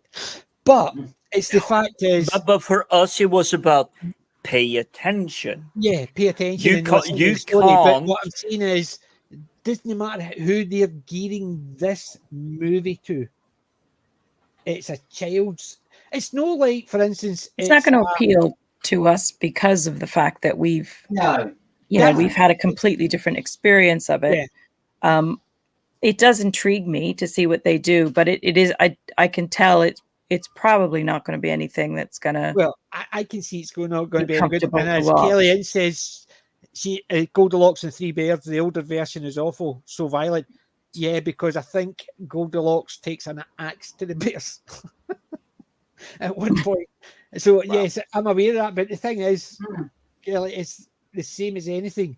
That's the original how it was anyway. But the popular perception of Goldilocks and the Three Bears is so different. So when somebody mentions Goldilocks and the Three Bears, they think of the most popular version. It's the same as the current Addams Family. When we look at the Addams Family, we look at the classic TV show, and yes, the movies, which basically took off from the that. TV show. Yeah, took off from that, and the characters looked the same and acted the same. It was different enough, but it was exactly the same enough that brought it across. Now, when they're actually bringing the Gomez Adams and that, and look, and they act like they did in the comic strip. You mean it was maybe one strip with a joke? It wasn't always like, it's not like a comic book where they told a whole story. It was just maybe 1 or 2 panels for the joke. So just because they look the same doesn't mean that people are actually going to go, oh, well, that's okay then if they're going back that far, that they look different. But that's the popularized version, and that's the one people know. So, yeah, I can understand why they're trying to do something different. However, if they can't complain if people don't like it because it's not what we were all brought up with. So the blood and honey is... even the idea of it is just no. Well, it's a small budget film. That's the thing. So it sounds it. Yeah, but I don't think it's going to get like a huge major release like the mainstream stuff. Yeah, you don't get that impression, do you? You get the impression it is going to be a more smaller release. Yeah. Kind of like an arty film. And just to give you guys you say that, but I think it will have. It is a small budget film, but it will gain a cult following. Yeah, but unfortunately, the good thing is, if it's all the SJWs, it'll be certainly sounds like cult following, but that's a different thing. What were you going to say, Stephen? Oh, that the basic premise of the story is that the kids that are about to be the main cast of the slasher film are Christopher Robin and his friends, and he abandoned his toys, and now they're out for vengeance. Oh my God! Yeah, that's the basic plot line of the story. See, I didn't even know that much. That sounds like Stinky Pete and Toy Story. But I'm aghast, Jim, that you're defending anything about this film. I get it. You're into horror, maybe. You're into slasher films. I get that the audience is finding an audience in you, but defending it it's it's a story about a stuffed animal. It's like a horror story based on Toy Story, for crying out loud. It's not defending it per se. It's just I think that they have an idea, and I think that if they can, and I will emphasize, if they can execute this idea to a great level, they really will have something. It will not be for everyone. I mean, I'm appalled. I'm appalled that Winnie the Pooh will go around and slaughter people. I'm appalled at that idea. But you would watch it, since you presented the idea to me, I'm actually now getting curious. I want to explore this. Yeah. And if you're failing, if you're falling flat on your face, I will just laugh at you. Right. But if they succeed, holy crap. One could take the entire catalog of woke and say exactly the same thing. I'm curious now. Maybe I should change my gender. I mean, they have an interesting point there. Curiosity is No. I think you're taking it way too far at this moment. I'm nowhere near the woke family, but I expectations. Premises. I 100% accept your premise, which is where I will be walking into this film. It is, if this is just woke nonsense, I will describe it absolutely as just woke nonsense. But if they make something clever of making Winnie the Pooh into a slasher horror. But Stephen's PJ, go ahead. Stephen's not saying it will be woke. What he's saying is the arguments you just put forward for watching it is the exact same arguments the woke will say. So why don't you give that a chance? Why don't you give woke a chance? Because they've ruined everything before, but you never know. This one might be good. You never know. That's a very clever idea, changing the genders of every damn superhero on the planet. What a clever idea. So I see where I agree with come on, guys. I literally described my stance at the start of this show.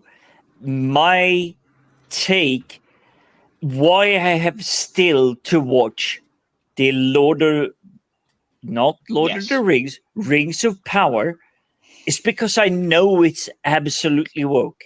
It has no basis. No, but based on the argument you just put forward for Winnie the Pooh, put that forward for Rings of Power, because no, they do not match. Absolutely not match. I would like the idea of a most beloved, ugly, comfortable character. You would go and get this from a grab a slot machine or whatever it's called and give this to your kid. But I would like to see the story where this is no, you should not give this to your kids because it's an absolute Friday the 13th slash. I would like to see it. And I cannot say anything until I've seen it, but I like the idea of the most cuddliest animal on the planet being the most brutal Friday the 13th. Wait, what were you going to say? It just made me think of something. This is one of the things, like when you read something when you're quite young and it really stays with you. I'm a complete geek for stuffed animals and toys and stuff. I'm like perpetually 8 years old. Do you have the cat? Teddy bears, whatever, all that stuff. And one of my favorite horror comics that scared me to death was, and I can't even, it wasn't it wasn't an eerie or creepy or anything. It was like one of the other different horror comic, and I can't think of the name of it. I saved it somewhere because I found it online, and it was about this teddy bear that ends up murdering this guy. It it grows these big fangs, and it's absolutely vicious, and it rips this guy apart. And I can remember, I was such a such a goth kid. I mean, I loved Edgar Allan Poe, and I loved, horror comics and things like that. But it hasn't like spoiled teddy bears for me at all. But for many years after that, I did used to have like massive nightmares, like after reading that, as a young person. And I was like, it doesn't bother me now, but it's still one of my favorite horror comics. So I can kind of see, where you're coming from, Jim, with that. And yet it's like, it's very dependent on what it is. Like Winnie the Pooh for me is really, really special. So I don't know if I could handle that messing with my head with Winnie the Pooh, but I'm morbidly curious to see what they do with it. But I think it's like what you really relate to and what generation you grew up in and what you watched and what it meant to you. And Winnie the Pooh to me is a very, very gentle, lovely memory. And I love Tigger, and I love to watch the cartoons when I was younger, so I think I'd have to just completely try and blank that out. I don't think I'm gonna end up watching it for that reason, that it just, it's Winnie the Pooh, and I don't want to I want to remember the way I remember it. You're absolutely correct, Ewan. It is. I don't think, for me, Winnie the Pooh, the 7 Mile Forest, Robinson, Tigger, Igor, Eeyore. No, they're nice, friendly. They live together. And in this, I see it is like one of them just goes off the reservation. And it's actually really apt, because the 7 Mile Forest is, where is that? A reservation. They go off that and they learn something, and then suddenly it is like they decide, I'm gonna kill everybody. Yeah, but I think the difference between when you're Allegory and Jim's, we grew up with Chucky, which was a doll killing people. Chucky's Bride is amazing. In Doctor Who, the Autons, you had the wee figure killing people. But so there was horrors with things that were just inanimate things that you wouldn't be scared of, turning violent and being possessed. But the difference is that was just a teddy bear. It's like Ted hated that, but to me that was a similar idea. It looked as if, because it's an animated teddy bear, any kids that see that think it, and parents looked at it think it's for kids because of the way it looks. Whereas you've got Chucky and stuff like that. Anybody who looks at that, there's no way in earth people think it's only about a doll. Yeah, let me see if I can nutshell this, Jim, and the rest of the panel, of course. But since Jim is the sole surviving stander on this mountaintop, I'm going to have to nutshell it specifically to Jim. If it were any other period in cinematic history, right? If it was like the mid '80s, late '90s, something like that, where a property like this would be seen for what it is. It's a lark. It's trying to, subvert the concept of Winnie the Pooh. But at this point in cinematic history, everything has been so perverted and so flipped on its head that I just don't condone it at this period in time. Yeah, we're kind of done for now. Yeah.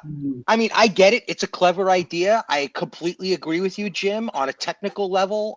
But given what we're suffering through right now, it just seems malicious and mean. Yeah. And that's how I feel as well. Yes, you're actually hitting right on. I don't know how to give the perfect analogy to this, because I would think of in mid-80s, I had to chop wood. Because yes, we didn't survive on electricity. We literally had to chop wood and dry it and all that. And it's like you split a log twice. Right. It is the same log, but you split it up into two different areas, and it is.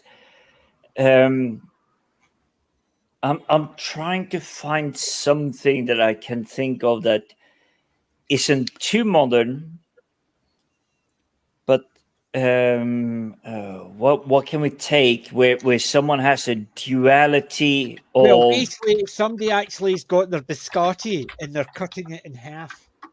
How's that sound? Oh, there we go. That's even better. A snack descriptions of someone actually having to do the freaking workout and what it is. You're splitting the same thing into two pieces.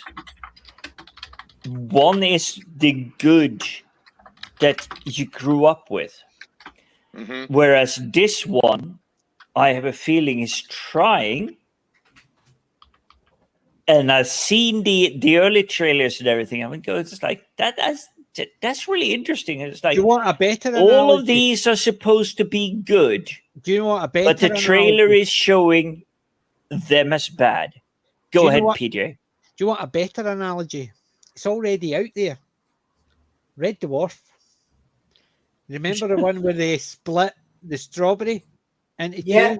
You had the ultra sweet one, so delicious. Then you had the other one, which was full of maggots. To me, that's what they're trying to do, but they don't want the ultra sweet one. They just want the full of maggots. Yeah. So they'll take the sweet This is where I'm hoping they will do the balance. But they don't want. Well, that's the problem. They're not balanced because they're not going to take something that was crap and then make it better. They just want to take more stuff and make it crap. Yeah. Because are they going to actually redo Star Wars under the Disney banner? Yes. Are they going to actually redo the crappy Star Wars, which is already under the Disney banner, to make it better? No. The analogy only works if there's going to be an option for a good as well as a bad. They're only going for the bad. And that's why I think that aspect of it is, as they say in the, what was it? Sorry, I'm out. Well, let's go with this. What they did to the next generation Star Trek universe by producing the series Picard. Everything became violent. Everything became destroyed. There was no more honor, no more nobility. And there was no more discipline. There was no more federation. No, it was the complete antithesis of what made Star Trek so special. Yeah. And that's my problem with Next Generation had, whereas the original series had the freedom, they could go anywhere, do anything. It was like, oh, this was just this. Next Generation were trying to say that, hey, you're just a captain of this ship. You have to follow at least some framework. Please stay within this so we understand why you took this decision. And I think Picard, Patrick Stewart, Riker, Jonathan Frakes. Frakes. I met these people in real life, and I will say there's just like a million-mile difference between the two of them, because Patrick, very dedicated. He is on spot, everything. This is the character I play. Da da da. Riker, Frakes. He's 70 years old, and he's like a 12-year-old kid. I don't kid you. He's 12 years old. He's stuck in that, and he loves these juvenile things and everything. But there's an amazing dynamic between the two of them. And even though the script says you can't bring your personality in, they still do under the radar of the writers. And that is what is uplifting the next generation. It's I hear what you're saying. Yeah, but that just goes to show because their personalities changed. Because look at Picard, because Patrick Stewart had a lot of influence in that. Yeah, and look what that did to the next generation. I know people who have actually turned around and goes, charity shop for these DVDs. Yeah, because like they can't see him in the same way. What Patrick Stewart Picard turns into. So all that stuff just goes to the charity shop. Yeah, we didn't watch Picard because we just didn't want that. Once we started hearing some feedback, we were kind of like, no. As people who grew up with Christopher Robin, Winnie the Pooh, going to watch this and go, I can't let my kids watch Winnie the Pooh because I can't watch it because that's just crapped all over it, or that's just pooed all over it. Just for fun, PJ, I put it in the private chat. I found the actual comic that I was talking about with the killer teddy bear. Oh my god! But there you go. That image, it's from 1971, and that was like. That is a great. And these were people actually playing against the copyright ownership. You look at that. Nobody would look at that and think, "Oh, this is a kid." I was like 7 or 8. Yeah, that nobody would look at that, and think this is geared. No, nobody would look at this and think this is Winnie the Pooh. No, we're not talking about Winnie the Pooh. No.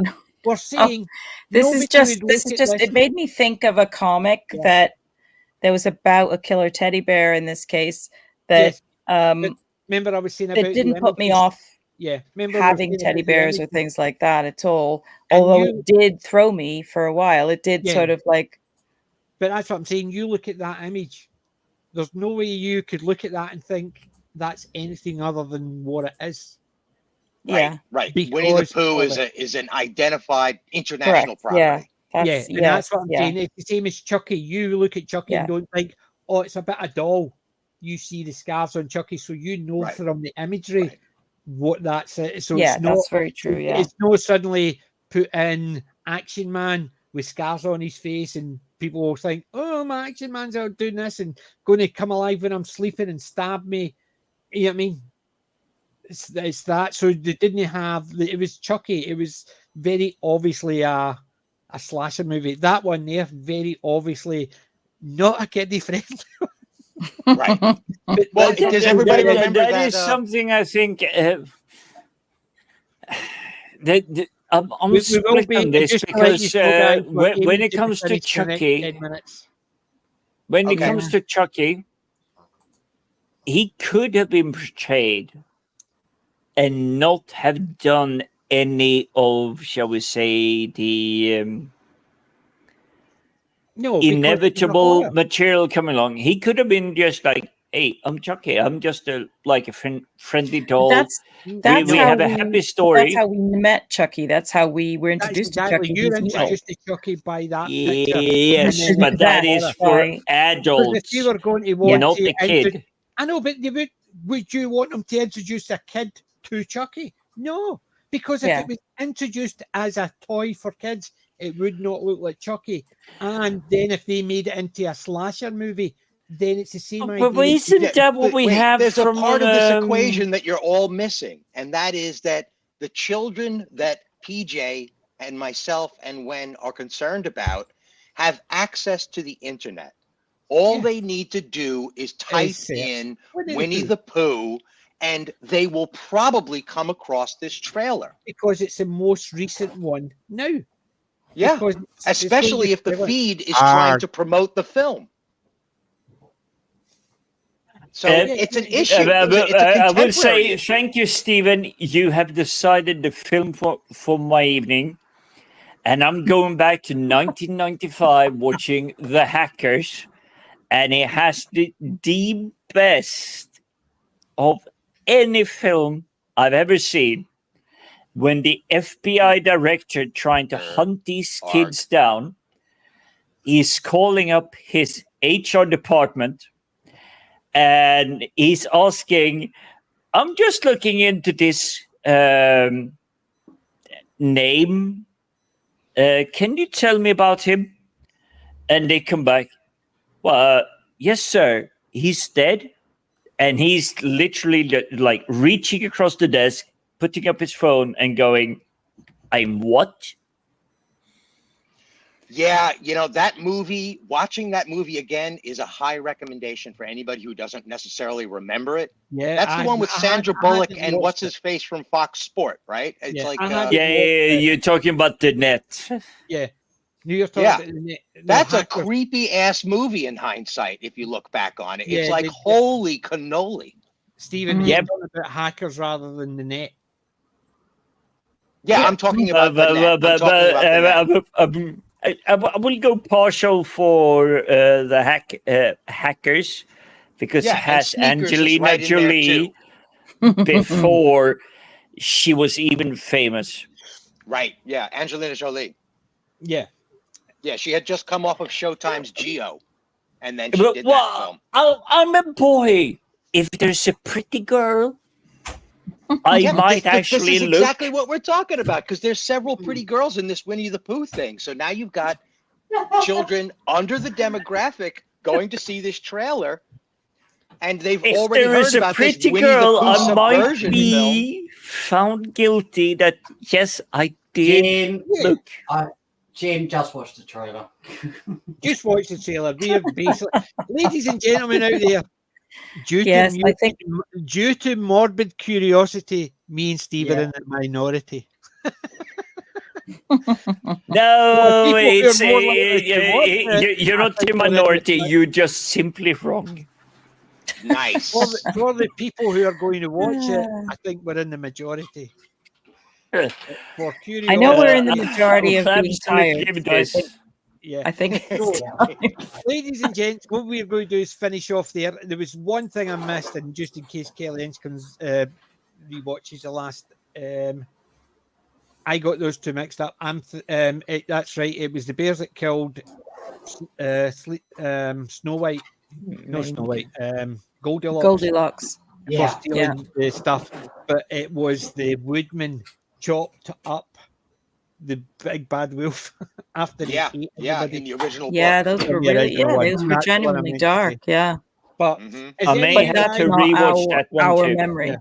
Has anybody got anything to push for coming up? Not to ladies and gentlemen, as you know, next Saturday will be doing my best trying to pretend that I'm PJ maybe.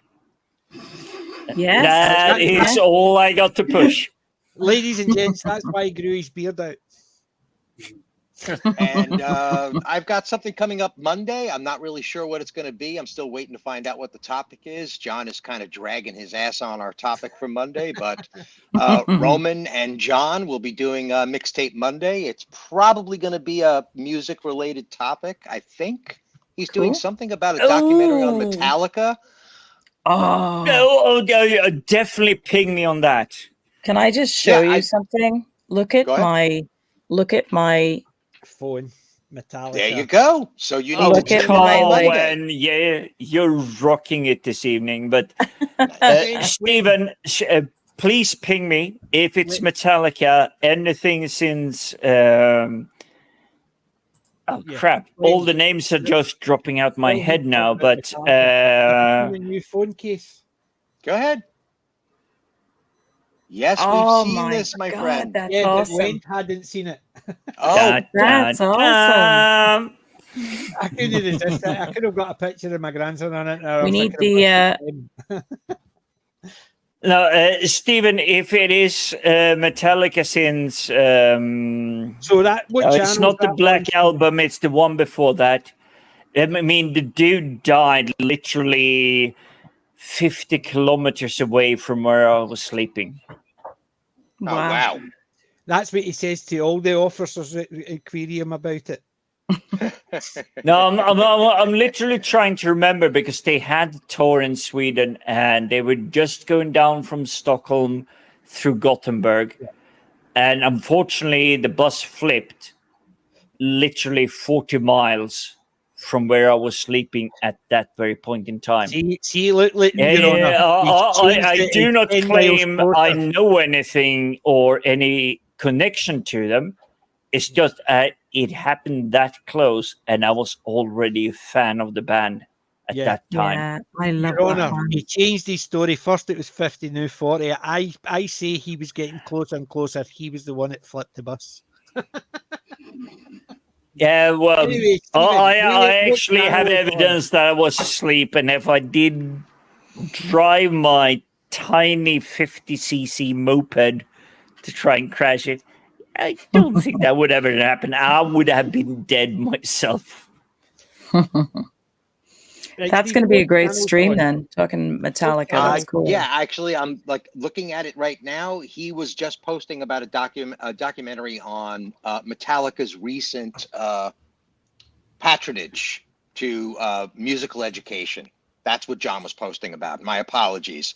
But if he's looking at that documentary, there's a possibility that he could be touching on that subject. He hasn't announced it yet. I will ping all of you.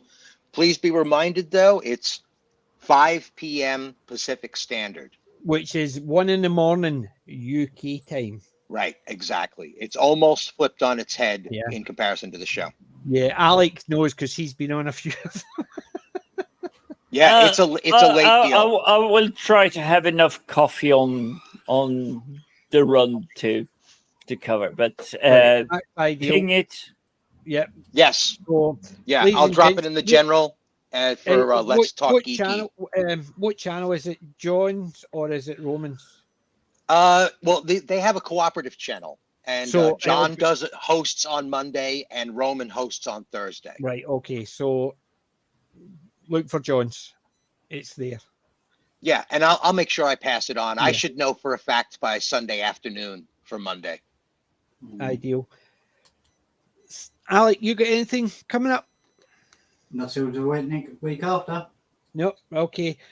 Wednesday we are doing a review of Keeping Mum, Rowan Atkinson, Maggie Smith,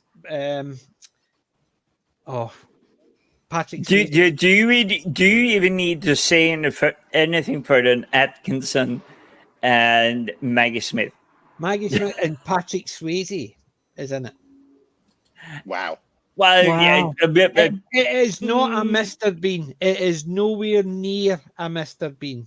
So don't expect a Mr. But Rowan Atkinson's one part of him is Mr. Bean. It is nowhere near Mr. Bean. So don't expect exactly. So Rowan Atkinson is very apart from that. It is but he is still shall we say, Monty Python excellent. It's not a laugh out loud, ha belly laugh, Rowan Atkinson typical comedy. It is a murder mystery comedy. Very cleverly played, I don't know. So it's Mrs. McGonagall goes to Roadhouse? Kind of. Yeah. I'm trying not to ruin it. I've watched it that many times. Maggie Smith and Rowan Atkinson it's not what you'd expect from Maggie Smith or Rowan Atkinson movie. She's got some great comedic timing. Everything I've seen her in, and she's just really right on the spot. She's really good in this one, so she is. Yeah, I've got a couple of trailers and some behind the scenes and some reviews that I'm planning on checking out before that show on Wednesday. So heads up. Definitely. Cool. Aye. So, ladies and gents, boys and girls, lads and lassies, thank you very much for sticking with us. It was nearly 4 hours, but we managed to keep it under. It's almost midnight in the UK, and it's almost dinner time for Stephen. Yeah, it's approaching 4 o'clock. Yeah, there you go. Yay! So, thank you for sticking with us. We'll be here Wednesday for Keeping Mum and Wednesday night movies, and next week I'll not be here, but Jim will be taking the helm. That's going to be a grand show. Yes, so the week after, when I come back, if everything's not burned down, we should be fine. We'll try to leave the barn door, even if we burn the barn down. I'll keep the fire extinguisher on standby. So, ladies and gents, we'll get it. Thank you very much for sticking with us. Wend, Alec, Jim, Stephen, thank you for sticking with us, and thank you, Roman, for being with us as well. So remember, ladies and gents, I ain't old, I'm classic. PJ Maybe and the gang out.